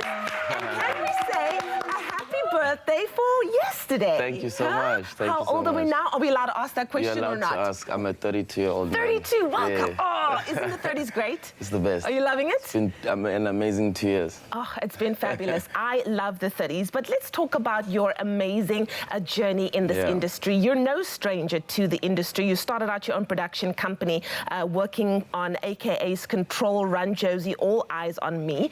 But when did you decide that you wanted all eyes on you and decided to, you know, change where you stood in front of the camera? When I used to work for Slick, I decided that I'm going to do my own production company, and I did Young Legend Films. And I did that for about 3 years. And I realized that there's no way I'm going to be really satisfied until I go back to what I initially came to Joburg for, which was to be in front of the TV and in the music. Yeah. Where did some of your music influences come from? Who did you, or who inspired you as you were growing up? I was inspired by TKZ, Mafiki Zolo. Those are the sounds that really shaped me because and then I found Squatter Camp along the way because before then I didn't even believe we could rap in our own language, you know. So I was a big Eminem fan. My brother put me on to Eminem. Yeah. It was also Eminem's birthday yesterday. Yes, oh my goodness, sharing the stage with him. And then when I discovered Squatter Camp is when I actually decided that I could actually make my own music. Yeah, well that's awesome. Where did the stage name Younger Chief come from?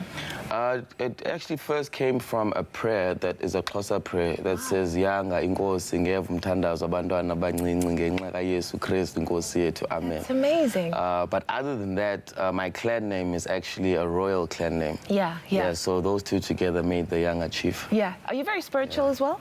I try to be. Yeah? I try to be. I think my roots allow me. Yeah. But I'm based in Joburg, so, you know, as much as I can be. Exactly. Well, you also co-wrote chart-topping hits for AKA, for Questa, and now you have your own chart-topping tracks. What is the music process like for you now that you are producing your own content? Initially, I learned how to make music with other people in studio. That's where I actually learned how to put songs together and not just like raps, you know? Exactly. But now I find it easier to just work by myself because it's easier to listen to what my mind or my body is going through when I'm alone, and I can be more honest, you know, in studio. Yeah, talking about honesty, tell us about becoming a pop star or BAPS. What was the motivation behind that particular name of the album? Becoming a pop star is based on pop culture more than just pop music. I think hip-hop is actually super entrenched in pop culture because it's one of the most influential genres. Yeah. And there's a notion that pop and hip-hop shouldn't mix, but that's from the hip-hop side, and I feel like that holds the genre back because the influence is, you know, you can't cap it anywhere. So that's becoming a pop star, and also the take on Michael Jackson, you know, which was very influential to me also growing up. I think just being a superstar and being perfect in your craft is a motivation behind the EP. Powerful. So what can we expect from Younger Chief in the future?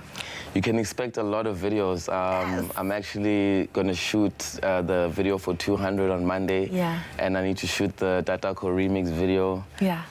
Actually, all the songs are designed to have a video because when I make them, I think visual also. So I'm excited to shoot all of them. Oh, well, he's a very talented man. It's his birthday month, and we are so blessed to have Younger Chief in studio, who will also be performing for us a little bit later on the show. So make some noise one more time for our birthday boy and musical artist, Younger Chief, everybody. Yes. Oh, man, so good to have you here, brother. Welcome to it. Let's shift gears slightly now. The big winner from this season's Joburg Fashion Week had to be the return of Dove's partnership with African contemporary fashion house Rich Factory. Together, they delivered a new take on their 100-color print inspired by Africa to celebrate the rich, diverse culture of the continent. And when they say diverse, they certainly walk the talk. Take a look.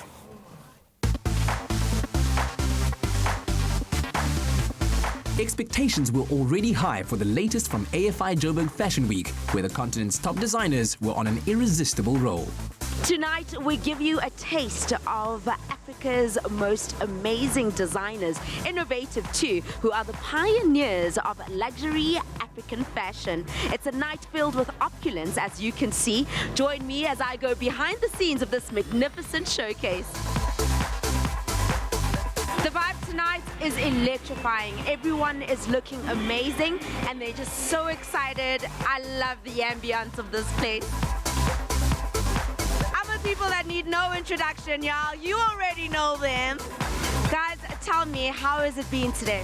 Sure, well, so far it looks great. I mean, people seem to be enjoying the collection. We've had a lot of people checking it out, and we're right next to David, which is always a good thing. What is it that you are most looking forward to? And look, you got slay and all. Well, every year, I mean, it's all about the fashion, the models, who's who. So we were looking forward to the David show, which we saw yesterday, and it was amazing. You know, just seeing all those collections coming down the runway. Yeah, it's been a war zone. Then Ndlovu Choir, it's been going down. For the models, it's a point of pride to be carrying the flag for fashion collections conceived and created in Africa. The moment we've all been anticipating is finally here. The excitement in the room is definitely high. Get ready, set, and let's fashion. My favorite part about the night is just seeing the models. They are so gorgeous and they come out wearing these amazing outfits, and it looks as though they have a different personality every time they come out. The latest Dove X Rich Factory collaboration grabbed the headlines for the dynamism in its design and its full embrace of diversity. Last year, Dove was here and we had a collaboration with Rich Factory where we revealed the iconic 100-color print. We've done a lot to take this campaign to the next level. So firstly, we refreshed the print. So now there's 3 iterations of the print. There's bold, bright color, as well as black and white monochrome, and soft pastel colors.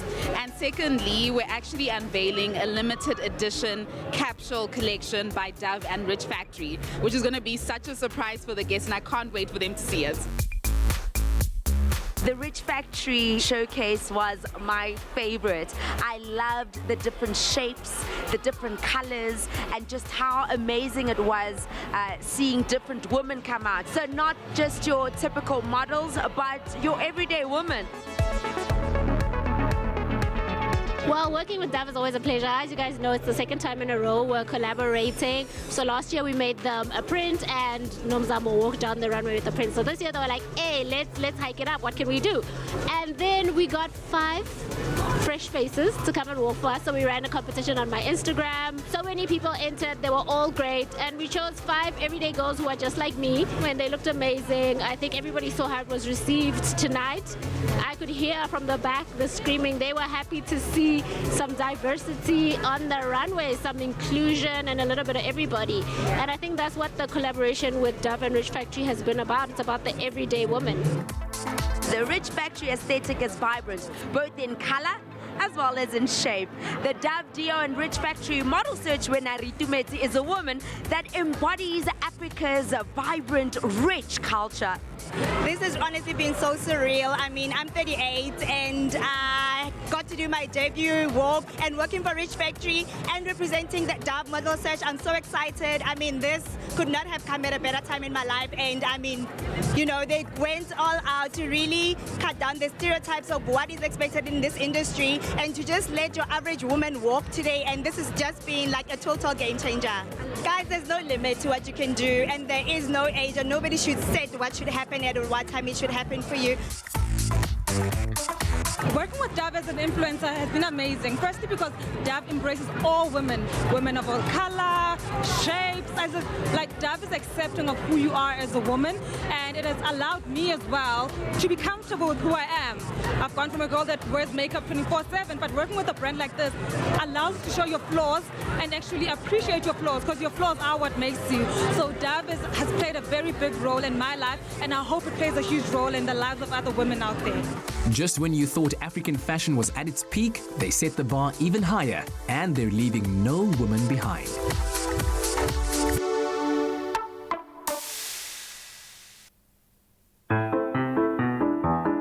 Pardon? It's going to leave like white marks. Nothing is happening. I don't right, Marks. What's in here? Oh, invisible dry. Tested on 100 colors.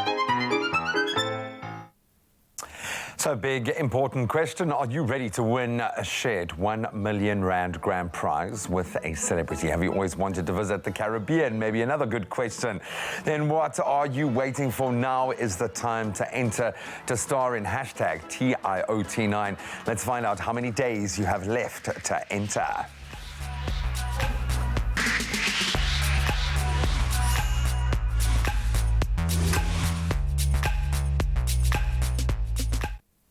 Unlucky 13 for some. It could be your lucky 13. 13 days left. Entries closing 13 days from now. So enter now to star in this season of Tropica Island of Treasure, Curacao. All you have to do to enter is record a video or take a selfie, post it on Instagram or Twitter with the hashtag TIOT9.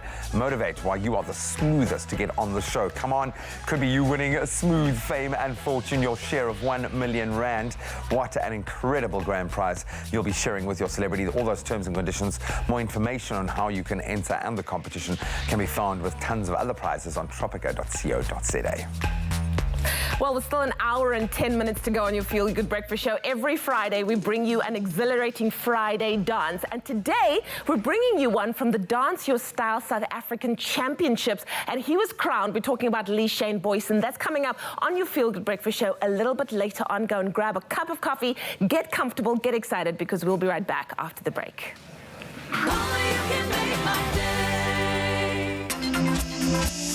It's your time to shine with Orbit Gum and Presenter Search on 3, the Expresso edition. Follow the journey as the top contestants work through weeks of grueling challenges, fighting for one of 2 presenter spots on Expresso, all to be decided in a nail-biting finale. It's your time to shine with Presenter Search on 3, the Expresso edition. Wednesday evenings at 7:30, repeat Saturdays at 1, only on SABC3.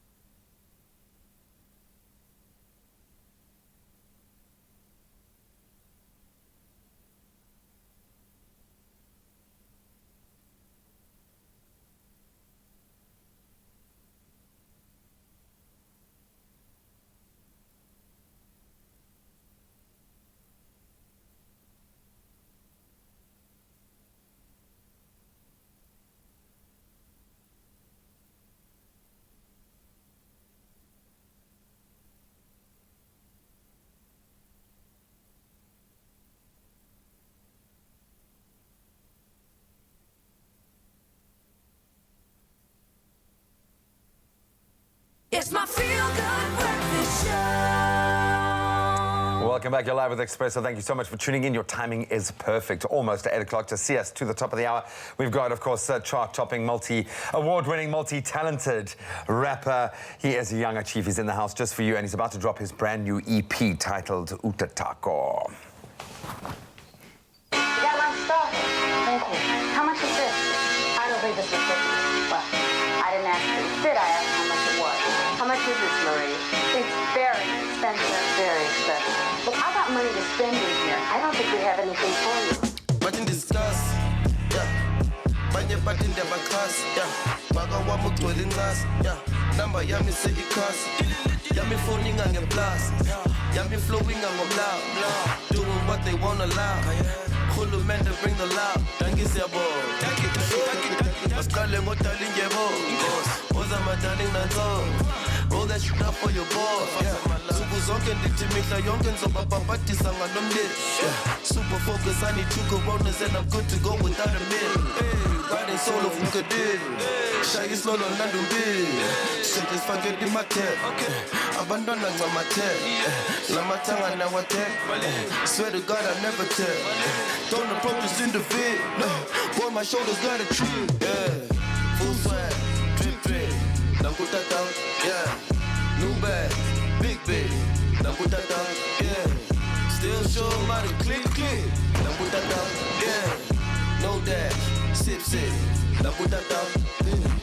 Oh my darling, darling, yeah. Oh my darling, darling, yeah. Oh my darling, darling, yeah. Oh my darling, darling, yeah. Smoking loud up in myself. They say I'm a bigger problem to myself. I need a little zaga just to see me wonder how we feel to ponder and excel. This shit drive me so crazy. Life with chicken, drink a maze. Spark it up and meditate. Pinky finna give me brain. I can shower, let it rain. I'm $1 if you pay. Every summer they gon' need another rapper cool as China for the wave. Yeah, no cap. Yo, funny nigga get no dabs. 1 middle finger with no strap. Got to the kitchen with no map, no gas. Started dancing, sparking, time. Start a party live. Spoonie, sun on drive. Full swag, drip drip. Nakutata, yeah. New bag, big big. Nakutata, yeah. Still show money, click click. Nakutata, yeah. No dash, sip sip. Nakutata. Oh my darling, darling, yeah. Oh my darling, darling, yeah. Oh my darling, darling, yeah. Oh my darling, darling, yeah. Kasungeka kuzunphathe dulwa. Nobungathanda ungathumuvela. Lama khonga madala nenka. Khongozela ngezandla zilentathu. Safihla ihasi, phansi kwamatras. Saphikisana, phelile inyani. Babulisana, balwa ngamandla. Bafundisana, kumntu nalwazi. I don't ever want no part in that. Cosa Nostra never part in that. I was jiggy bringing summer back. Way before I wore the starter caps. How they shade us like we Thundercats. Y'all can keep it, I don't want it back. Ain't it this to bring your mommy back? Now the feature costs 100 racks. Relax. You understand? Study the facts. Relax. Spark up the jets. Full swag. Drip drip. Nakutata. Yeah. New bag. Big big. Nakutata. Yeah. Still show money. Click click. Nakutata. Yeah. No dash. Sip sip. Nakutata. Oh my darling, darling, yeah. Oh my darling, darling, yeah. Oh my darling, darling, yeah. Oh my darling, darling, yeah.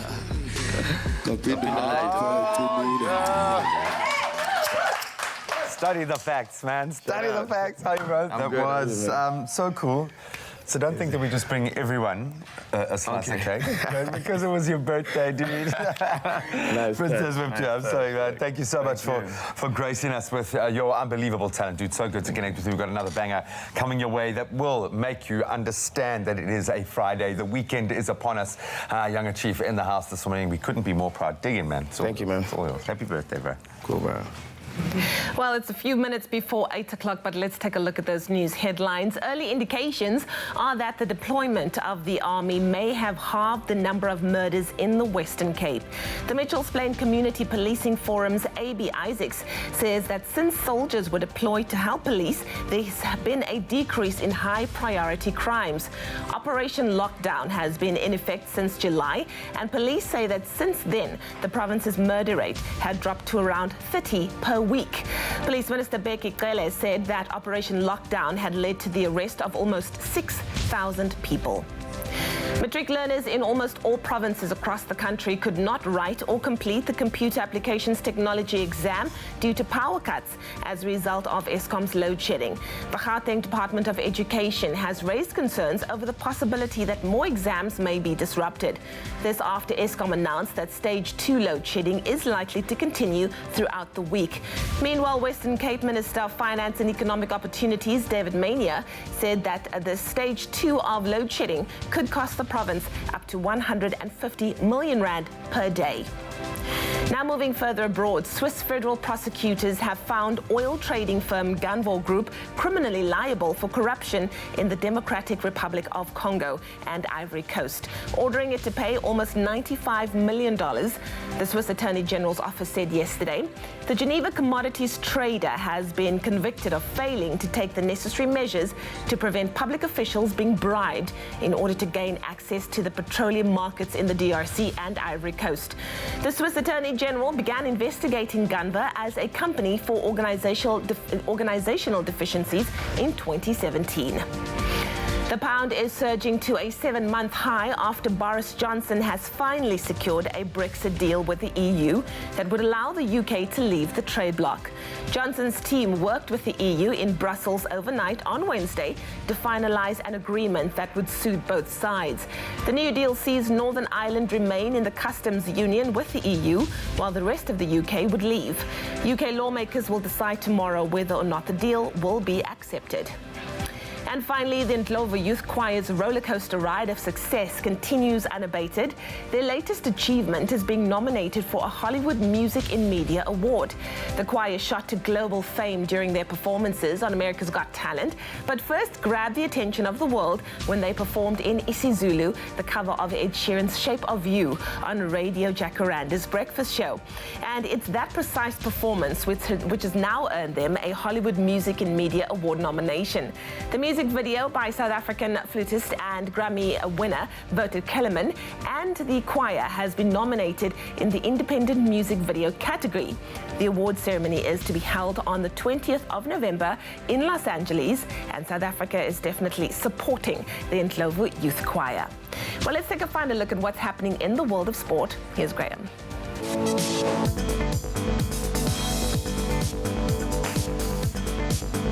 We start at the World Cup, where Springbok head coach Rassie Erasmus has retained the same team that beat Italy 49-3 in their penultimate pool match to face Japan in their Rugby World Cup quarter-final on Sunday. Sekelisi will once again captain the team during their must-win match at the Tokyo Stadium. Malcolm Marx has been left out of the starting lineup, but he will start from the bench, with Bongi Mbonambi starting for the Boks. Match between South Africa and Japan kicks off at 12:15 on Sunday afternoon.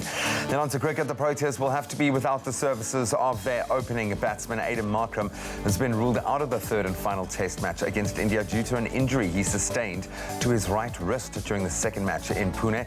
So the top of the order batsman picked up that injury during his dismissal in the match that saw India beat South Africa by a whopping innings and 137 runs. The final test, of course, a dead rubber, will take place tomorrow at 6 a.m. bright and early SA time. Then on to tennis. The 20-time Grand Slam champion Roger Federer will look to extend his record and look to win his second Roland Garros title after he announced that he will indeed be competing in the 2020 edition of the tournament at the ripe old age of 38. So the current world number 3 returned to Roland Garros this year, but did suffer that defeat to the king of clay, Rafa Nadal, who went on to win the entire competition. Federer will be also competing in the Tokyo Olympics next year, where he'll be aiming to bring home a singles gold medal. And plenty of rugby to look forward to. Knockout rugby this weekend. The first 2 Rugby World Cup quarterfinals. They will take place tomorrow, starting with the first Titanic clash between England and Australia. That's at 9:15. And then later, the defending champions, New Zealand, will be up against Ireland. That match also at 12:15. And that's a wrap of your sports for this Friday morning.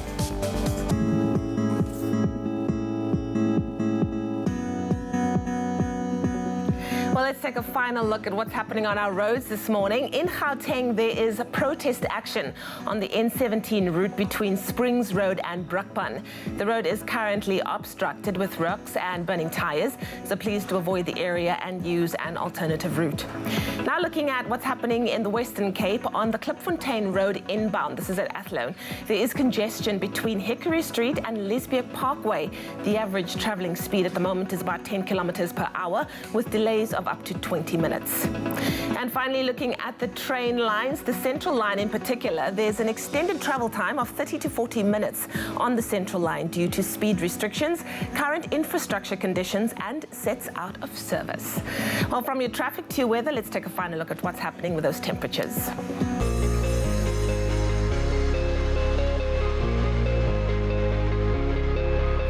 Well, we've asked you to send in those sunrise pictures, so we want to thank everyone for those sunrise pictures, especially the one coming from Zihloka, all the way from Bushbuck Ridge in Mpumalanga, and our regular photographer Gary Okamp, who also sent in a sunrise picture from East London, as well as our very own Tabiso Makubela for his sunrise picture from Kalk Bay, and then lastly another one from Katlego Mabwe for his sunrise picture. Let's take a look at some of the other temperatures around the country. Polokwane, you're looking at a low of 14, rising to 32.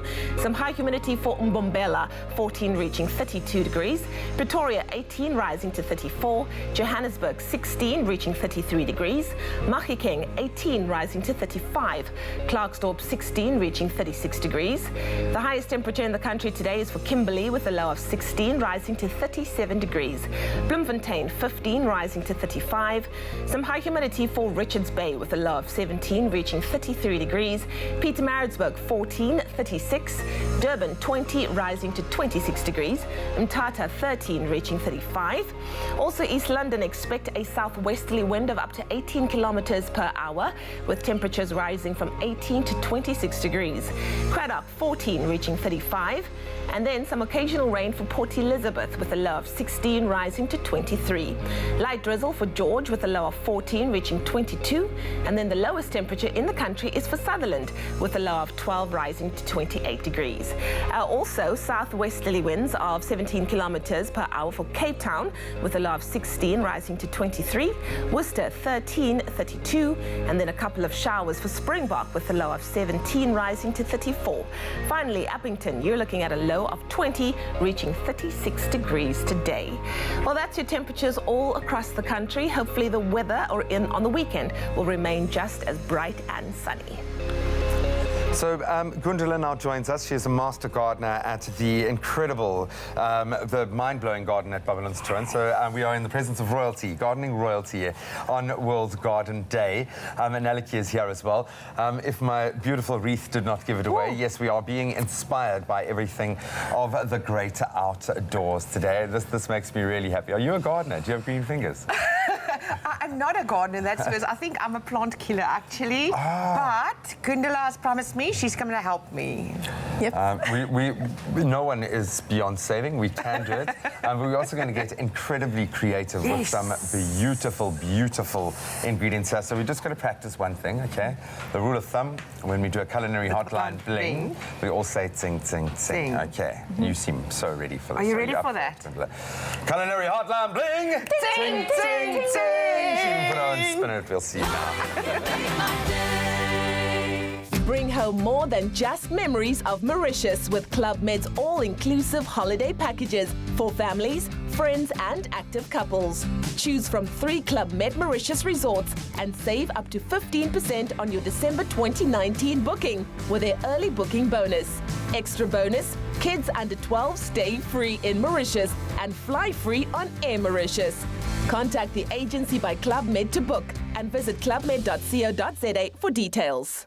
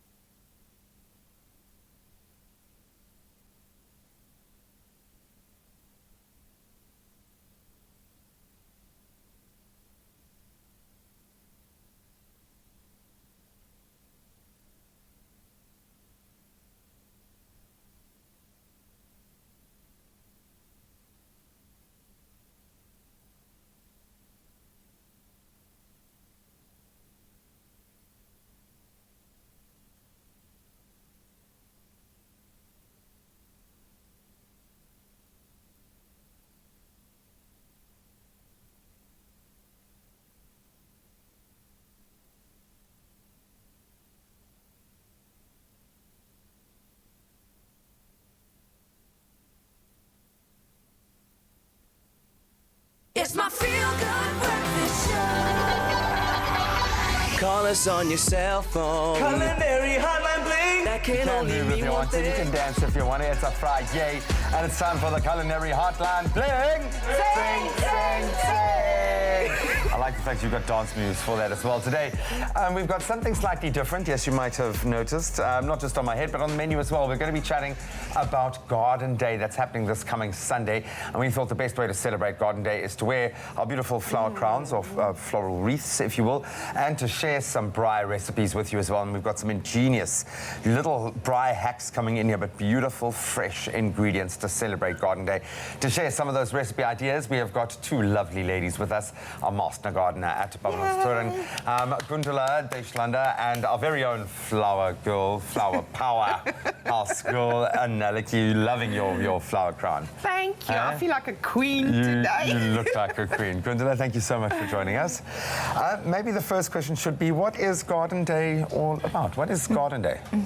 We realize many people are working in gardens behind walls and hidden away, but these are hidden gems. And today, well, on Sunday, is the day where anybody everywhere can really celebrate what they've been doing and take time to relax in their gardens. I love being outdoors. Absolutely adore it. So I can't weed on Sunday. You can weed. No weeding. You've been weeding enough already. This is the day when you're inviting your loved ones, your friends, your neighbors. You're grabbing some fresh herbs from the garden. You're making something. You're braaiing together. There's something quite spiritual about Garden Day. I'm starting to feel there is something good for the soul about being out in the green. How do you think South Africans are best going to celebrate Garden Day? I suppose braai has got to be right up there. Yeah, it's rugby, braai. It all works out well. But there are many other options too. I think you mentioned the rugby. A lot of people might be pacing in their garden before and during the rugby. We speak so much about, I've spoken about nature deficit disorder, which is actually affecting our children, the fact that we don't connect our children with the outdoors. And it doesn't necessarily mean that you've got to go out into the bushveld to do this. You've got a garden. Let them feel the grass between their toes. I mean, it's a thing that South Africans aren't connecting. Why do you think having a garden day is so important?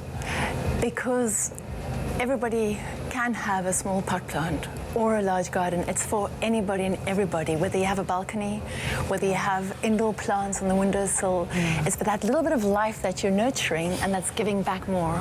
Completely. So we might not be weeding on Sunday, but we are using some plants in unconventional ways and, in essence, at least clipping them so that we can use them as a pure genius skewer. So we're going to be making something on the braai this morning. Ladies, what have you got going on there? We are making this delicious halloumi skewer that's been marinated in a beautiful herby oil. So we've got some rosemary here. Just chat to them where the rosemary comes from. Is this from your garden? This is actually from my nan's garden. Oh, really? She said she's not a gardener, but she's got the best rosemary ever. Oh, this is like a teenager. It doesn't need attention. It just needs no water, nothing. It just wants to be on its own. That's gardening, man. That's gardening. That's why it's so good. It's good because it's being used. It likes to be used. So what you do is you take through your rosemary stalks, nice strong ones, you strip that, chop, chop, chop, throw it in your bowl, add some other herbs What here. is this? That's oregano. Oregano. When you're clipping your rosemary stalks, try and get nice long, kind of straight ones. Yes. But make sure they do have a bit of backbone. I think that's going to be important. Exactly, because it has to hold. This is a bit of thyme. That is parsley. Parsley. Gives a nice green colour rosemary. to it. It's popping with green. Actually, whatever herbs you have in the garden, versatile. Change the chop and change through the seasons. Bit of garlic. And then the best olive oil. Oops. Just throwing stuff around. Look at that. Look at that. I think the halloumi is quite salty, so it's just some pepper is good. Okay, just a little bit of pepper. So what you do, you put your halloumi in there and let it marinate for like a few hours or for a half an hour. Until the coals are ready for the braai. It's the perfect time to get my charcoal today. And then you skewer them inside there. So you obviously want big enough pieces to, to have to stand up to being skewered like that. Yes. But I can just imagine the flavour infusion of having the stalk, because you can tell it the second you pull the leaves off the stalk, you get a sense of that lovely, the herbiness. So I'm going to do that, and you just pop it onto your braai or onto your grill. You can do it on the griddle pan. Yeah, on the griddle pan. I just want a little bit of that And I think we can do this as well. Hey, just Oh man, keyword. Very nice. The keyword here is eat to 33728 if you want to create these beautiful halloumi skewers on our ingenious rosemary skewer. Brilliant. And then you just baste them and turn them around until they're beautiful and brown. Because the halloumi flavour, it gets enhanced by the herbs. by the It's herbs. quite a mild flavour, so it really does take on, becomes a great Let's take this one. sounding board. So while we wrap up those, No, you need to taste one, sorry. we can look at the final product and I'm going to have a little bit of a taste. Have Can a I- taste. can I Ja, just grab grab and one. chow? Eet hem soos 'n pisang. Wow. Oh, isn't that divine? And it's so easy. Yeah. That is a big thing. It is just one product, a few herbs out of your garden, bit of halloumi, you skewer it in, put it on there. salty. Nature at its best. It's salty, it's smoky, but it's Yes. that rosemary just pops through. Lovely stuff. The keyword again is eat to 33728. Give it to me. Bring it on.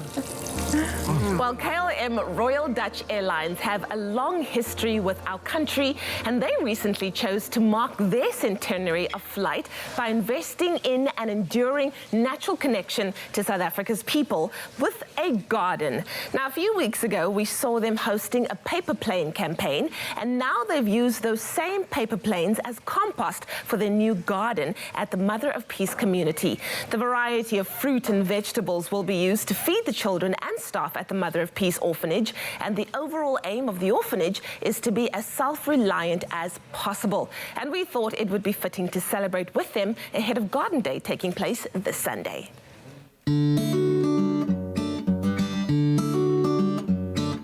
A couple of weeks ago, KLM celebrated their 100th birthday with a paper plane campaign where they attempted to break the world record for the most amount of paper planes launched at a single time. Today, KLM is launching their garden here at the Mother of Peace community in North Riding. And of course, we can't wait to find out what it's all about. The way we design all of our systems, we design it first of all to maximize space usage of a site and to get as much diversity into the space we've got. And then at the same time, we always use the landscape to guide us on our design so that we can design the system so that this whole system itself is harvesting as much water as possible. Whenever it rains, we want to limit the amount of runoff. And then for this particular one of the other things we looked at was potential clients for the off sales of the garden, and we basically requested their menus. And based on that, we looked at what we could incorporate into the garden that those clients would be very interested in purchasing. First and foremost, congratulations on KLM reaching 100 years. I'm sure as the CFO, you've experienced so many great memories. Can you take us through some of those? Out of those 100 years, 80 years we have flown to South Africa. The first time was a DC-3. Took us 3 days to get here, to Johannesburg. Now it takes 11 hours. Now, last month, you also embarked on such a brilliant campaign, a world record attempt to launch the most number of paper planes at the same time. What was the outcome of this campaign? So this was a campaign which fit very well with KLM. And the nice thing is that those paper planes can be used here as well. And here, what is so nice, they grow vegetables, they grow herbs, they grow fruit. It makes the community here self-sufficient.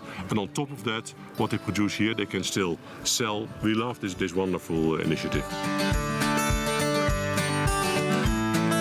Wouter, last month's paper plane campaign ultimately led to this garden. Just how have these planes been incorporated in the KLM garden? We used the paper planes that the children threw for the world record as compost, fertilizer for this garden.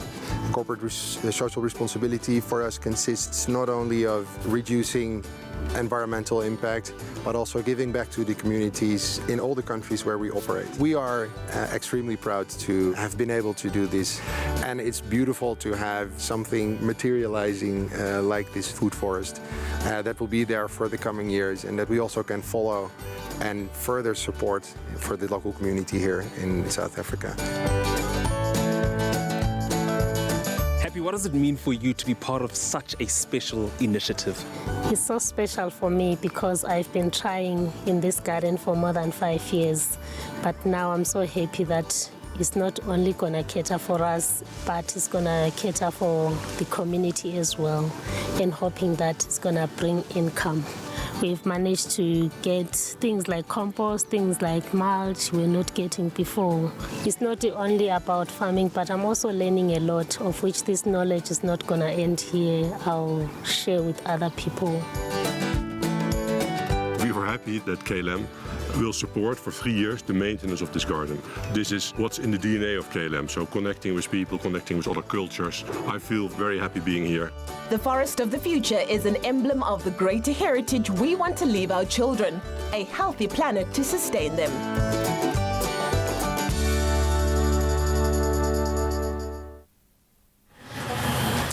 Thank you so much. A great message to be sending. And in essence, I suppose, capturing the spirit of what a garden really can do. Obviously, they're in a very practical sense, but I think for all of us, there is a benefit in gardening. And that's what we are talking about ahead of World Gardening Day this Sunday. We are also using some ingenious ingredients from the garden to create a beautiful, fresh dish that looks amazing. Burrata, am I saying it right? Yes, burrata. Burrata. It looks amazing. We'll find out exactly what that is in just a moment.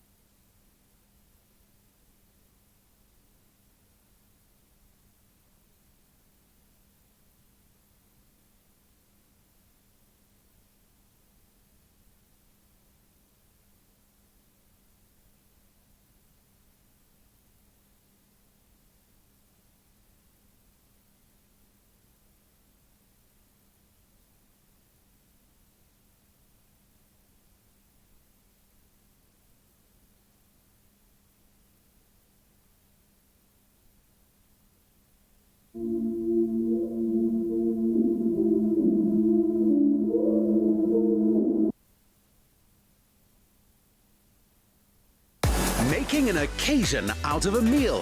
The perfect atmosphere, even a show-stopping ensemble, is the level of taste that makes someone a taste master. That's SA's newest reality show on SABC3, where one individual will become the resident foodie on Afternoon Express. Record yourself preparing a dish. Tell us why you're a taste master and upload it onto Twitter or Instagram using the hashtag #TasteMasterSA. You could be the Taste Master. It's my feel-good breakfast show. Call us on your cell phone. Culinary hotline bling. That can only mean one thing. It can only mean one thing. We're back with the Culinary Hotline Bling. Ting, ting, ting. Same dance every time. I love it. Absolutely love it. Did you know that gardening is considered so good for your health and wealth that doctors actually prescribe or recommend a good dose of regular activities such as gardening to prevent diseases like diabetes and dementia?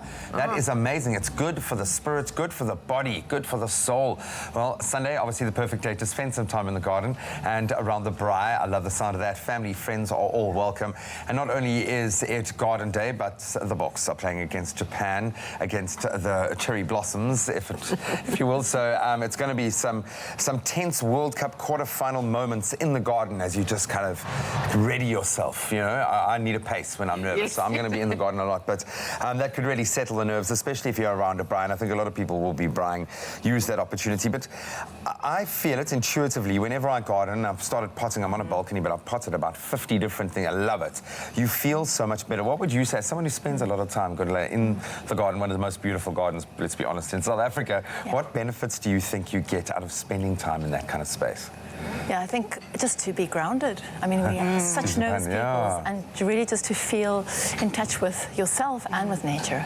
I feel as well as if after a hectic day at work, if I take my shoes off and I just walk on the grass, I've got a very small patch of grass, but if I just feel the grass, it just makes you calmer. As you say, grounded. And listen, in the Cape, a small patch of grass is something to be treasured. I know. Most people only have a small patch of grass or not real grass at that. And you burn calories when you're in the garden. You know what I'm saying? When you're cutting here, cutting there. So all you want to do is you want to get busy, eh? Like if you're a workman in the garden. Is it true that a couple who gardens together stays together? No? Oh, well, I don't know about that one. I think I must take my husband in the garden a bit more often. To get the heavy... Rick, kyk vir my. The heavy lifting, buddy. I painted you into a corner there. I'm so sorry.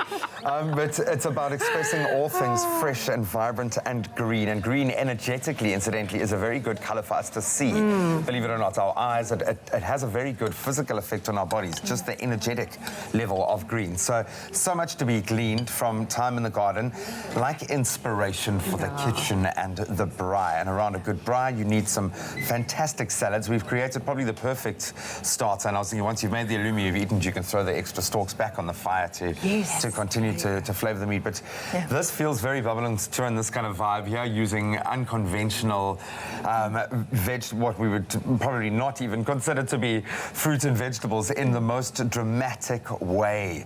It looks beautiful. What are we making? What is burrata? What is that? Burrata is a cheese. I'm just going to take one here. It's a beautiful cheese. It's like a type of a mozzarella, handmade.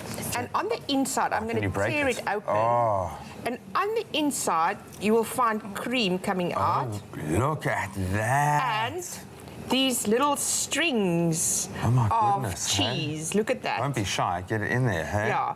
So it is really something special, and you would like to serve it whole or just cut it open and let people enjoy it. And it's a flavour carrier. It's like a mozzarella. Obviously, it has a very neutral flavour base, but it's amazing just how certain things, obviously basil we know goes really well with it, but it picks up flavours, amplifies them, if you will. I'm going to let you taste just a small piece of this and let you taste that it's really a unique, beautiful...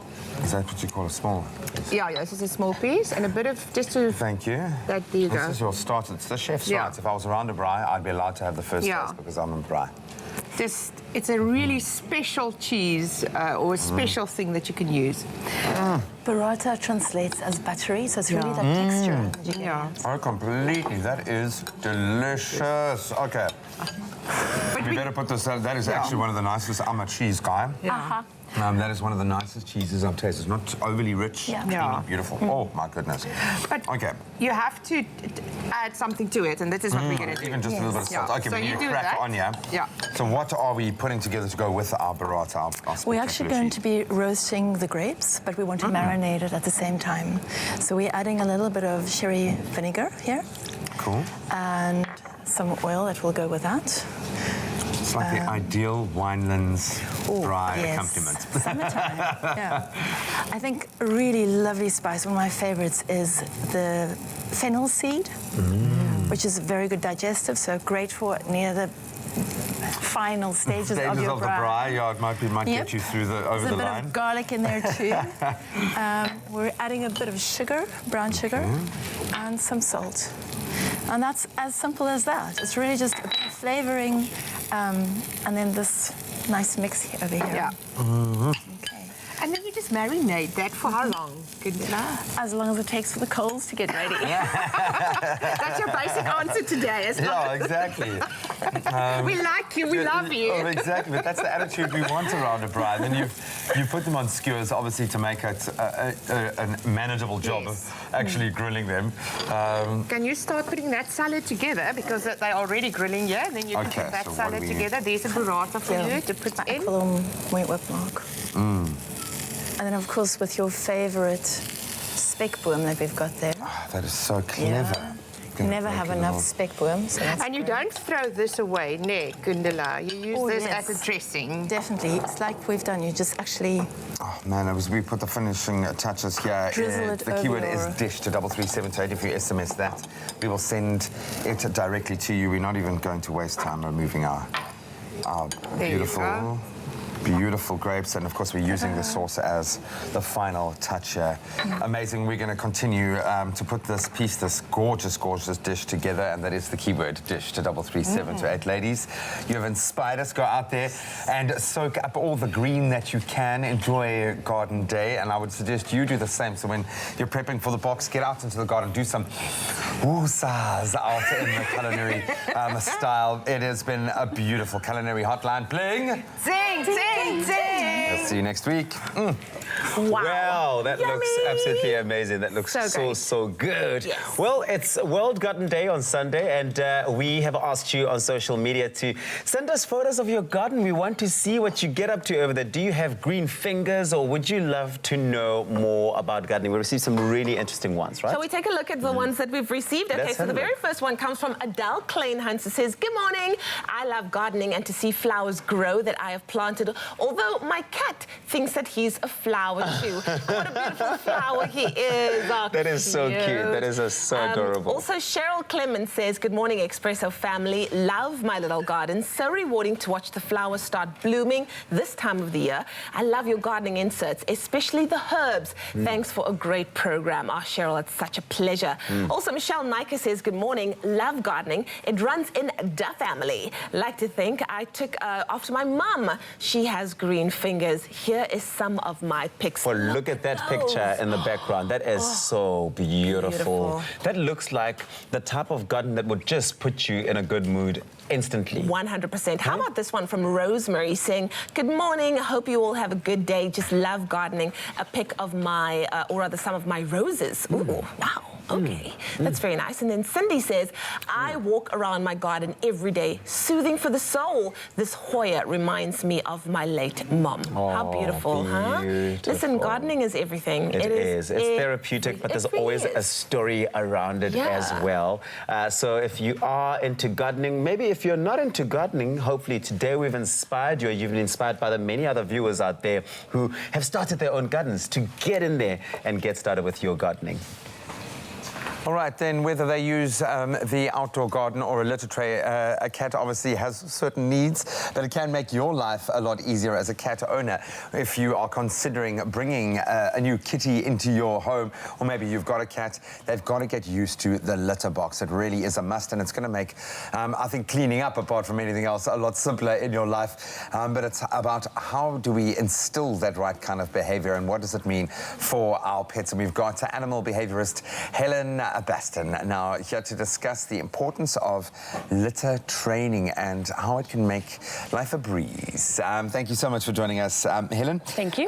We love our cats and we want our cats to be happy and peaceful, and there's nothing quite as awkward as a cat using a litter box. We know this. They have this expression on their face. It really is something hilarious, but we know that it's fundamental, let's be honest, especially for cats living in indoors. And, absolutely. Why is it so important that cats learn how to use their litter box? Well, it's actually, if they don't have somewhere specific to go, they can actually get quite anxious. So if they have a natural substrate where they can dig like they would outside, they feel a lot more comfortable. And so if they do that, they don't then go on your rugs and your floors and maybe in your pot plants and that sort of thing. And they will. In a pot plant, they will find it. Oh, yeah. You can even get ones with like a little cover on for full discretion. Yes, sort of, yeah. Why is it that some cats struggle? Because you kind of assume that it's a natural instinct that they're just going to, but some cats do, and owners struggle. Why do you think? Yeah, so sometimes the actual litter box can be too small, and so they don't quite feel, comfortable in there. If it's not kept clean enough, so it needs to be, cleaned regularly. There needs to be a nice amount of litter in there so they can actually bury away. And then the actual litter itself, I always recommend to clients a fine clumping litter. It just clumps instantly. Just, you scoop it up, makes life a complete breeze. So that's, you know, if it's too big, it gets stuck between their paws. If it's a scented one, maybe they don't like that. Can freak them out, bearing in mind that their obviously sense of smell is radically stronger than ours. Yes. Seeing some beautiful visuals of cats as well, enjoying their domains. Oh, sweet. We absolutely love that, but cats really are the kings and queens of their domain. But when introducing something new into their routine, and cats are quite routine-driven, what's the best way to introduce something like a litter box to your cat? So, I mean, obviously sort of showing them and maybe popping them in and see how they get a feel for things. But also, if you put it in the correct place in the house. So if you put it where there's a lot of human traffic, they're not going to feel comfortable wanting to do their business. Would you? Exactly. So if you put it in a nice, quiet place in the house, just spend time with them in there as well. Maybe shut them into that room and just sort of spend time nice and quietly. Take on board what's going on. Yeah, that's it. Any other tips for people who might be struggling or in this space in particular? Because a lot of pet owners, cat owners, you got to get it right. No, absolutely. So I think the main thing is to keep going. Definitely get that fine clumping litter, and then just lots of litter, like I was saying before. So a lot of people complain that their cat is, you know, flinging litter all over the place. Dig away and it goes all over the place. Times, yeah. So like you said, you can get those enclosed ones, or you can even put like newspaper or puppy pads around the outside of the litter tray. Then you can just bundle that up and then you can throw that out. And you're on the way, and whatever you do, if they are doing their business, as Helen says, don't stare at them, okay? Yeah. Don't freak them out, don't add extra pressure, man.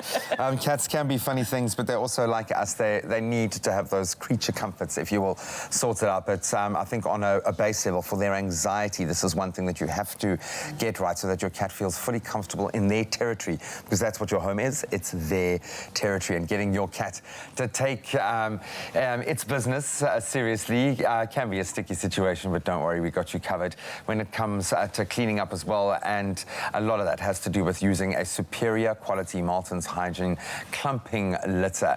It instantly clumps, which is the most important part, and eliminates odors as well, which is also great. Antibacterial and 100% natural, ticking every box, helping your cat take care of its business and making cleaning up a breeze as well.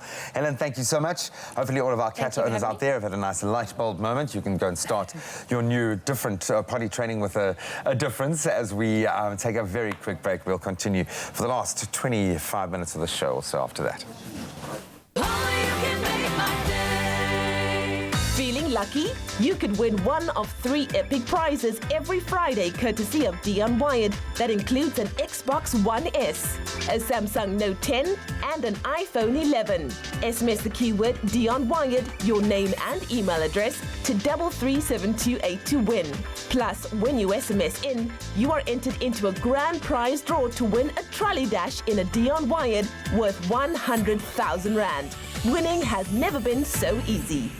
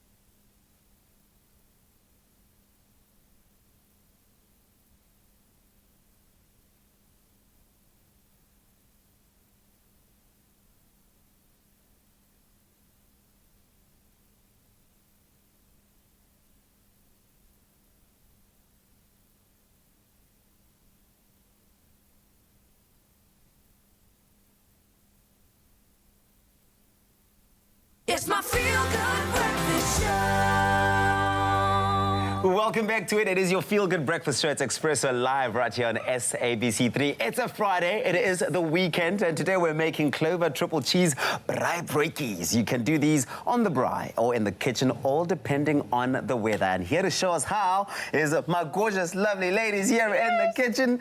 Let's do it. Group hug. Are we squeezing you in between here? Joining us here today. Okay, so this is so exciting because what is a weekend? What is a bok weekend without some good braai broodjies, without a good braai being set up, right? Absolutely. But now, we're doing it with a twist. We're doing it with a twist. We're putting 3 cheeses, Tasses, Gouda, and cheddar cheese. So we're putting all these beautiful Clover cheeses in here. Normally I just use 1 cheese, but from now on, today, now that I see this, I'm going to use 3. Yeah. I know that Anel does a lot of braai broodjies and braais and all that, because, you know, Anel is the hostess of note. But do you do a lot of that yourself? Oh, yes, I do. My son's favorite, absolutely. Oh, really? And they're so easy. And they always taste brilliant. You say easy, but that's always the tricky part, is how you actually take it to the next level and elevate it all the time and make it interesting, which I suppose is what we're doing here. Yes, what we do here, and this is the extra little thing, is a bit of mayonnaise to keep it together and to add that little tangy yumminess and a bit of mustard to this. So you just mix this all together, and now you add a huge amount of cheese on your braai broodjie. Don't be shy. Look at that. Don't be shy. We love cheese. We love. But you have to, Anel, mention the strength indicator story about the cheese, because not all cheeses are the same. I know. This is the best cheese ever. Yeah, this is the best cheese ever, but we know that on the packaging of the cheese itself, Clover have made it so easy and so convenient for us. It gives you the strength indicator of the cheese. For example, 2 means it's a mild flavor strength, like Clover, Gouda, or cheddar, for example. So by the time you put the cheese on there, you already know what types of flavors you're playing with, which is fantastic. Exactly. Just taste this, by the way. Just taste the mustard in there. Come on, Dapsy. Okay. I know you're always on diet. My ear did. I'm not on diet, Emma. What do you mean? Do you taste it? Do you taste the mustard and the bit? So you put this on the braai. And I've got a tip. What I do, I put this in the oven at 100 degrees for about a half an hour. Okay. So it just warms everything up a little bit, and it makes the bread a bit crispy. And then you put it on the braai, and then you don't burn it. And so you start in the oven first. That's the trick. You start in the oven. Yeah. From the oven, you move to the actual braai. Braai, ja. En want 'n braai broodjie is 'n vieslike ding, 'n gebrande een. You know, I don't like it. All right. Okay, so how do you know when you've really braaied it too much? When it's charcoal. And it starts sizzling. Okay, well, this is absolutely fantastic. Everybody does like a braai broodjie with their meat and slide. Trust us, your friends are going to love the oozing cheese in this triple cheese braai broodjie. SMS the keyword, which is Clover, to 33728. SMS Clover to 33728 to receive the recipe, and each SMS will cost you R1.50. No free SMSs apply, obviously. You will then get an SMS with the recipe to see how it's done. But right now, let's take a quick recap, just in case you missed any of these steps. Clover cheese is for those who love life, where everything falls into place and melts away our cares. Clover, for the love of cheese. Made with love by Clover.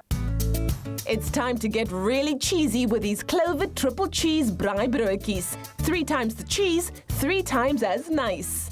In a bowl, add half a cup of grated Clover Tasses cheese, half a cup of grated Clover cheddar cheese, and half a cup of Clover Gouda cheese.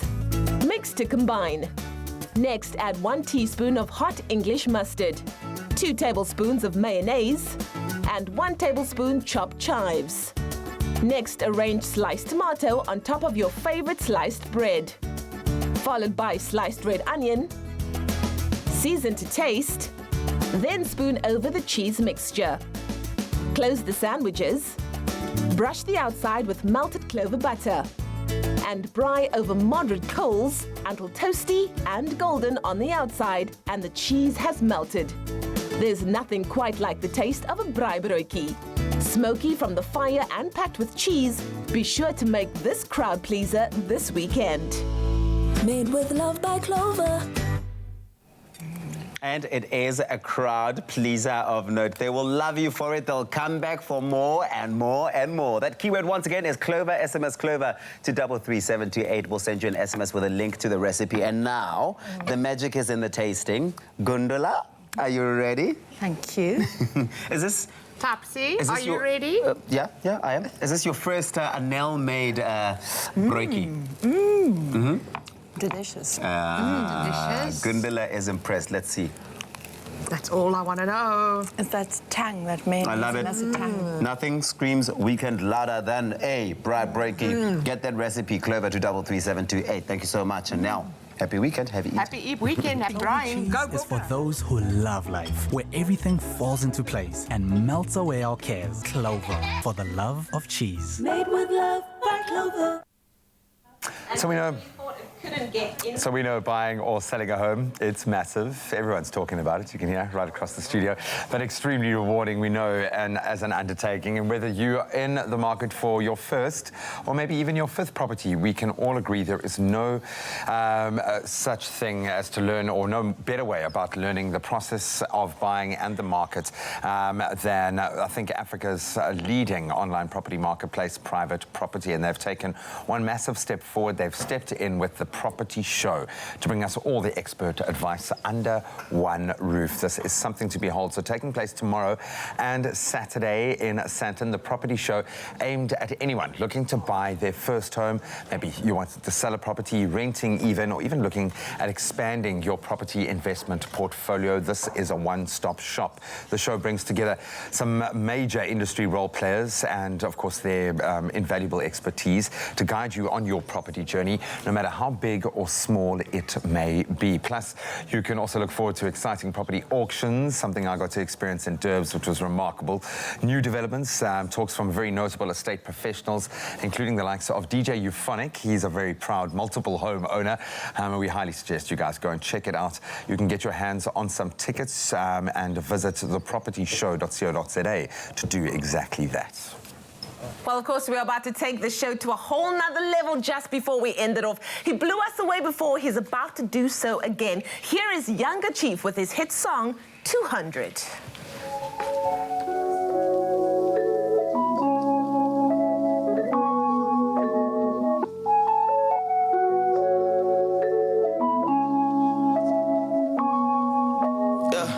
Dinando ya me bo, I'm on 200. Dinando ya me yeah, fanano pongolo. Dinando ya me green, tinga ngayo yonke min. Becha ngayo ntondo win, ngena ngayo no bapi. Dinando ya me bo, I'm on 200. Dinando ya me yeah, fanano pongolo. Dinando ya me green, tinga ngayo yonke min. Becha ngayo ntondo win, ngena ngayo no bapi. Highland, yes, Highland, yeah, Highland, yes, Highland, yes, Highland, yes. Quick, never the mass, young like Yimbos. Quick, and I'm on lost, never die. The father in the Highland, all these niggas getting sidetracked. Never beat under your mind map.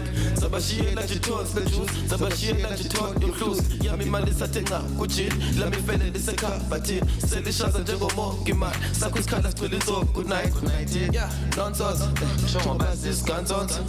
I give them the wave, I tell them to play, they want me to stay, yeah. I pull up on stage, I give them the rage, I gotta engage. All black in my dickies, long money like my kids. Boss moves, turn divorce. On them niggas number 2. Yeah, I ain't even in a suit. Do my business in a coupe. Barely getting what I'm due. Tell me who the f are you? Yeah. Kabali sinyang, got it on the jar. Kabuli car, wasn't no line. Got the wine, fucking the ice, young in the dice. Yeah. Dinando ya me boo, I'm on 200. Dinando ya me yeah, fanano pongolo. Dinando ya me green, tinga ngayo yonke min. Becha ngayo ntondo win, ngena ngayo no bapi. Dinando ya me boo, I'm on 200. Dinando ya me yeah, fanano pongolo. Dinando ya me green, tinga ngayo yonke min. Becha ngayo ntondo win, ngena ngayo no bapi. Highland, yes, Highland, yeah, Highland, yes, Highland, yes, Highland. steering. Bambanga na steering. Anazo neto, ndi moneto, ifigili boss. The minja yake me tell my coach. Petty time and got a 9 watch. Show them how to do it and I touch. The me temper tembe goes the lodge. Bafana nefana nemfa. Dalange zam za kwama ngemba. Sabela sam dikbiza ngeta. Ngabisa kwaza phuma ngapha. Eish. Nana tanda sokolisi. Petty cherry finger twist. Yami challenge ngobisi. Disebenzi lubona nje. Ndizefo Nicki Minaj. Yeah. Mhlambi no make any hash. Yanguza mthengele flash, mthengele booze, keep that in the boot. Nimbize lo root, mthengele root. I'm funny cool, ndefana ne stooge. Nigga I'm cool, chill careful. Dinando yami boo. I'm on 200. Dinando yami yeah. Fana no pomolo. Dinando yami green. Tinga ngayo you give me. Better ngayo thandu win. Ngena ngayo no papi. Dinando yami boo. I'm on 200. Dinando yami yeah. Fana no pomolo. Dinando yami green. Tinga ngayo you give me. Better ngayo thandu win. Ngena ngayo no papi. Highland, yes, yes. Highland, yeah. Highland, yes, yes. Highland, yes, yes. Highland, yes, yes. Younger Teeth on your Feel Good Breakfast Show. Absolutely amazing. You want to watch this man because he's going to go all the way to the top. A few minutes left of your Feel Good Breakfast Show. Don't move a muscle. We'll be right back after the break. What a track. Huh? What a track.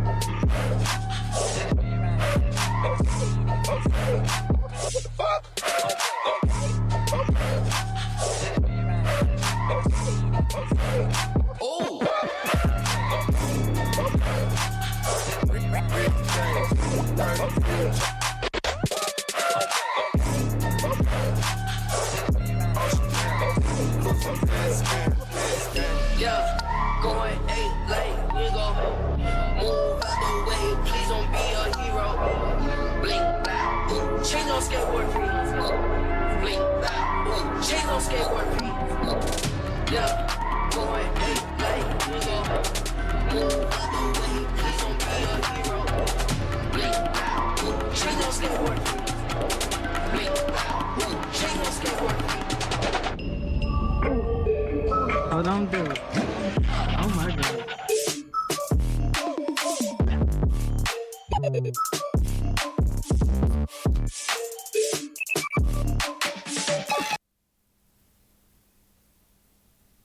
There's nothing smoother than winning when you buy Tropica. To enter for Tropica Island of Treasure Curacao, buy any size and your favorite flavor of Tropica in fresh or long life. Find the unique code behind the label or the sticker, then follow the entry details on the pack and you could win daily prizes of airtime, cash, LG Q60 smartphones, 55-inch LG UHD smart artificial intelligence digital TVs, steam dishwashers, Caribbean tan hampers, or guest watches. That's more than 100,000 prizes. Now for your chance at competing in Tropica Island of Treasure Curacao, record a video audition of yourself describing how you would outsmooth your competition on the island. Then load that video onto Instagram, Twitter or Facebook with hashtag TIOT9 or WhatsApp the video to 063-921-8395 and it could be you winning a share of R1 million plus smooth fame and fortune while flying with KLM to the Caribbean for this season of Tropica Island of Treasure Curacao. It's my Feel Good Breakfast Show. Welcome back to it. It is your Feel Good Breakfast Show, Expresso, live right here on SABC3. We're near in the end, but not until we remind you of this for you to enter to star in Tropica Island of Treasure, Curacao, if you're looking for fame and fortune. Now, you could be selected as one of the 6 consumer contestants going to Curacao in the Caribbean, featured on this hit TV series. Plus, you stand a chance of winning a shared R1,000,000 with a celebrity partner. How amazing. Now, to enter for Tropica Island of Treasure, Curacao, record a video of yourself or take a selfie and post it on Instagram or Twitter with the hashtag TIOT9, and you could win smooth fame and fortune. And remember to buy Tropica for details to stand a chance of winning hundreds and thousands of prizes. It could be you winning smooth fame and fortune with a celebrity in the island of Curacao. So record a video or take a selfie, post it on Instagram or Twitter with the hashtag TIOT9. T's and C's apply, and they can be found on tropica.co.za together with more information. Good luck. So it's a Friday, which means it's time for a Friday dance. Lee Shay is here. We've had him on the show before. Absolutely mind-blowing talent, and he is here just to kickstart the weekend for you. The floor is yours, brother. Take it away.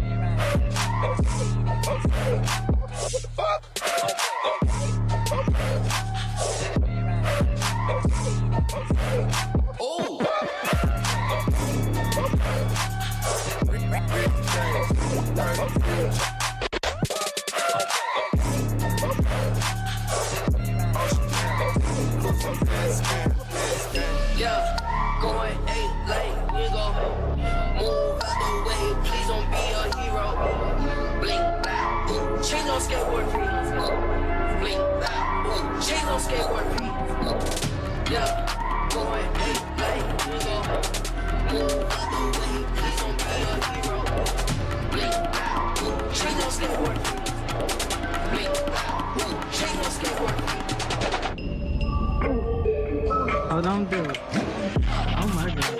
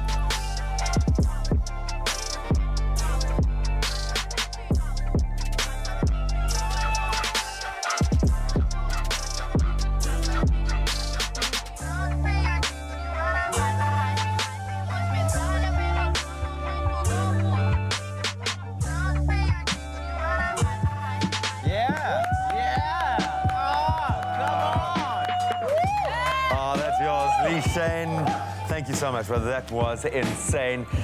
Big year for you. It really has been, I think, massive. Obviously, you had the opportunity winning the Dance Your Style South African dance competition, gave you the ticket to get to Paris to truly express yourself. What was that experience like? Representing the country on such a massive scale where the competition is fierce, man. What was that like? Wow. Yo, Paris, France, massive opportunity for me. And I was fortunate enough to be there and to witness some of the greatest dancers in the world.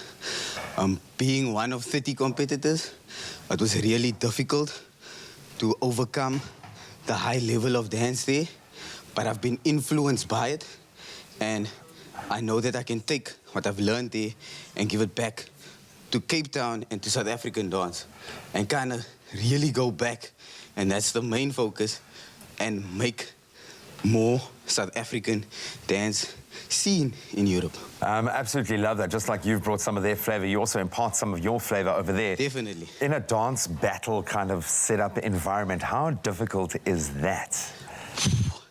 You're having like really intricate moves, really inspiring people that I've looked up to for years, competing against them and doing my own kind of version of their movement is extremely difficult.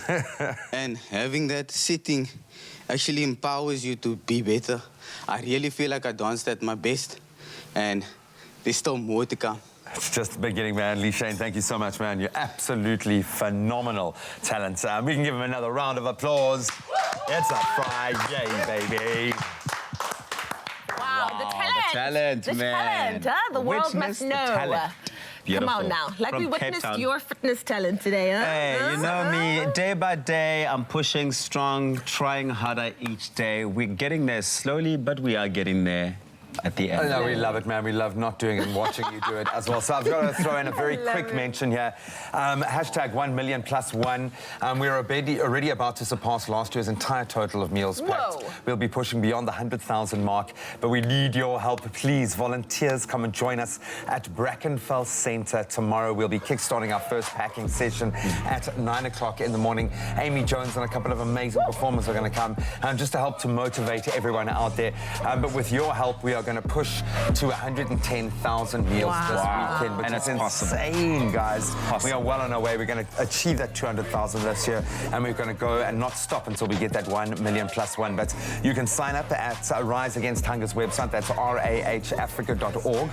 Just click on the events tab, go to the Brackenfell Centre tab there, or you can just come to the centre on Saturday morning, join one of our packing sessions, and have an awesome, awesome time. It's a lot of fun. It's a lot of love. It's a lot of love. It's therapeutic knowing that you're doing this for someone else who might otherwise go without a meal with your own two hands. So get your entire family involved in it. Get your kids coming through as well. It's really worth it, and it's amazing to be there in an amazing environment. Yeah, you were there. You can speak from experience. Yeah. So thank you so much to all of our guests this week, to everyone who has made this week a stellar one. You guys as well. It's been a blast. Oh, gee, love you guys. And of course, we love the box. Hey, come on. Hashtag stronger together. Come on, guys. We'll see you again on Monday morning, bright and early. Go out there and make someone else's day. We love you, and come on, green and gold. All the way, baby. We can do it, boys. Love you, South Africa. Hashtag stronger together.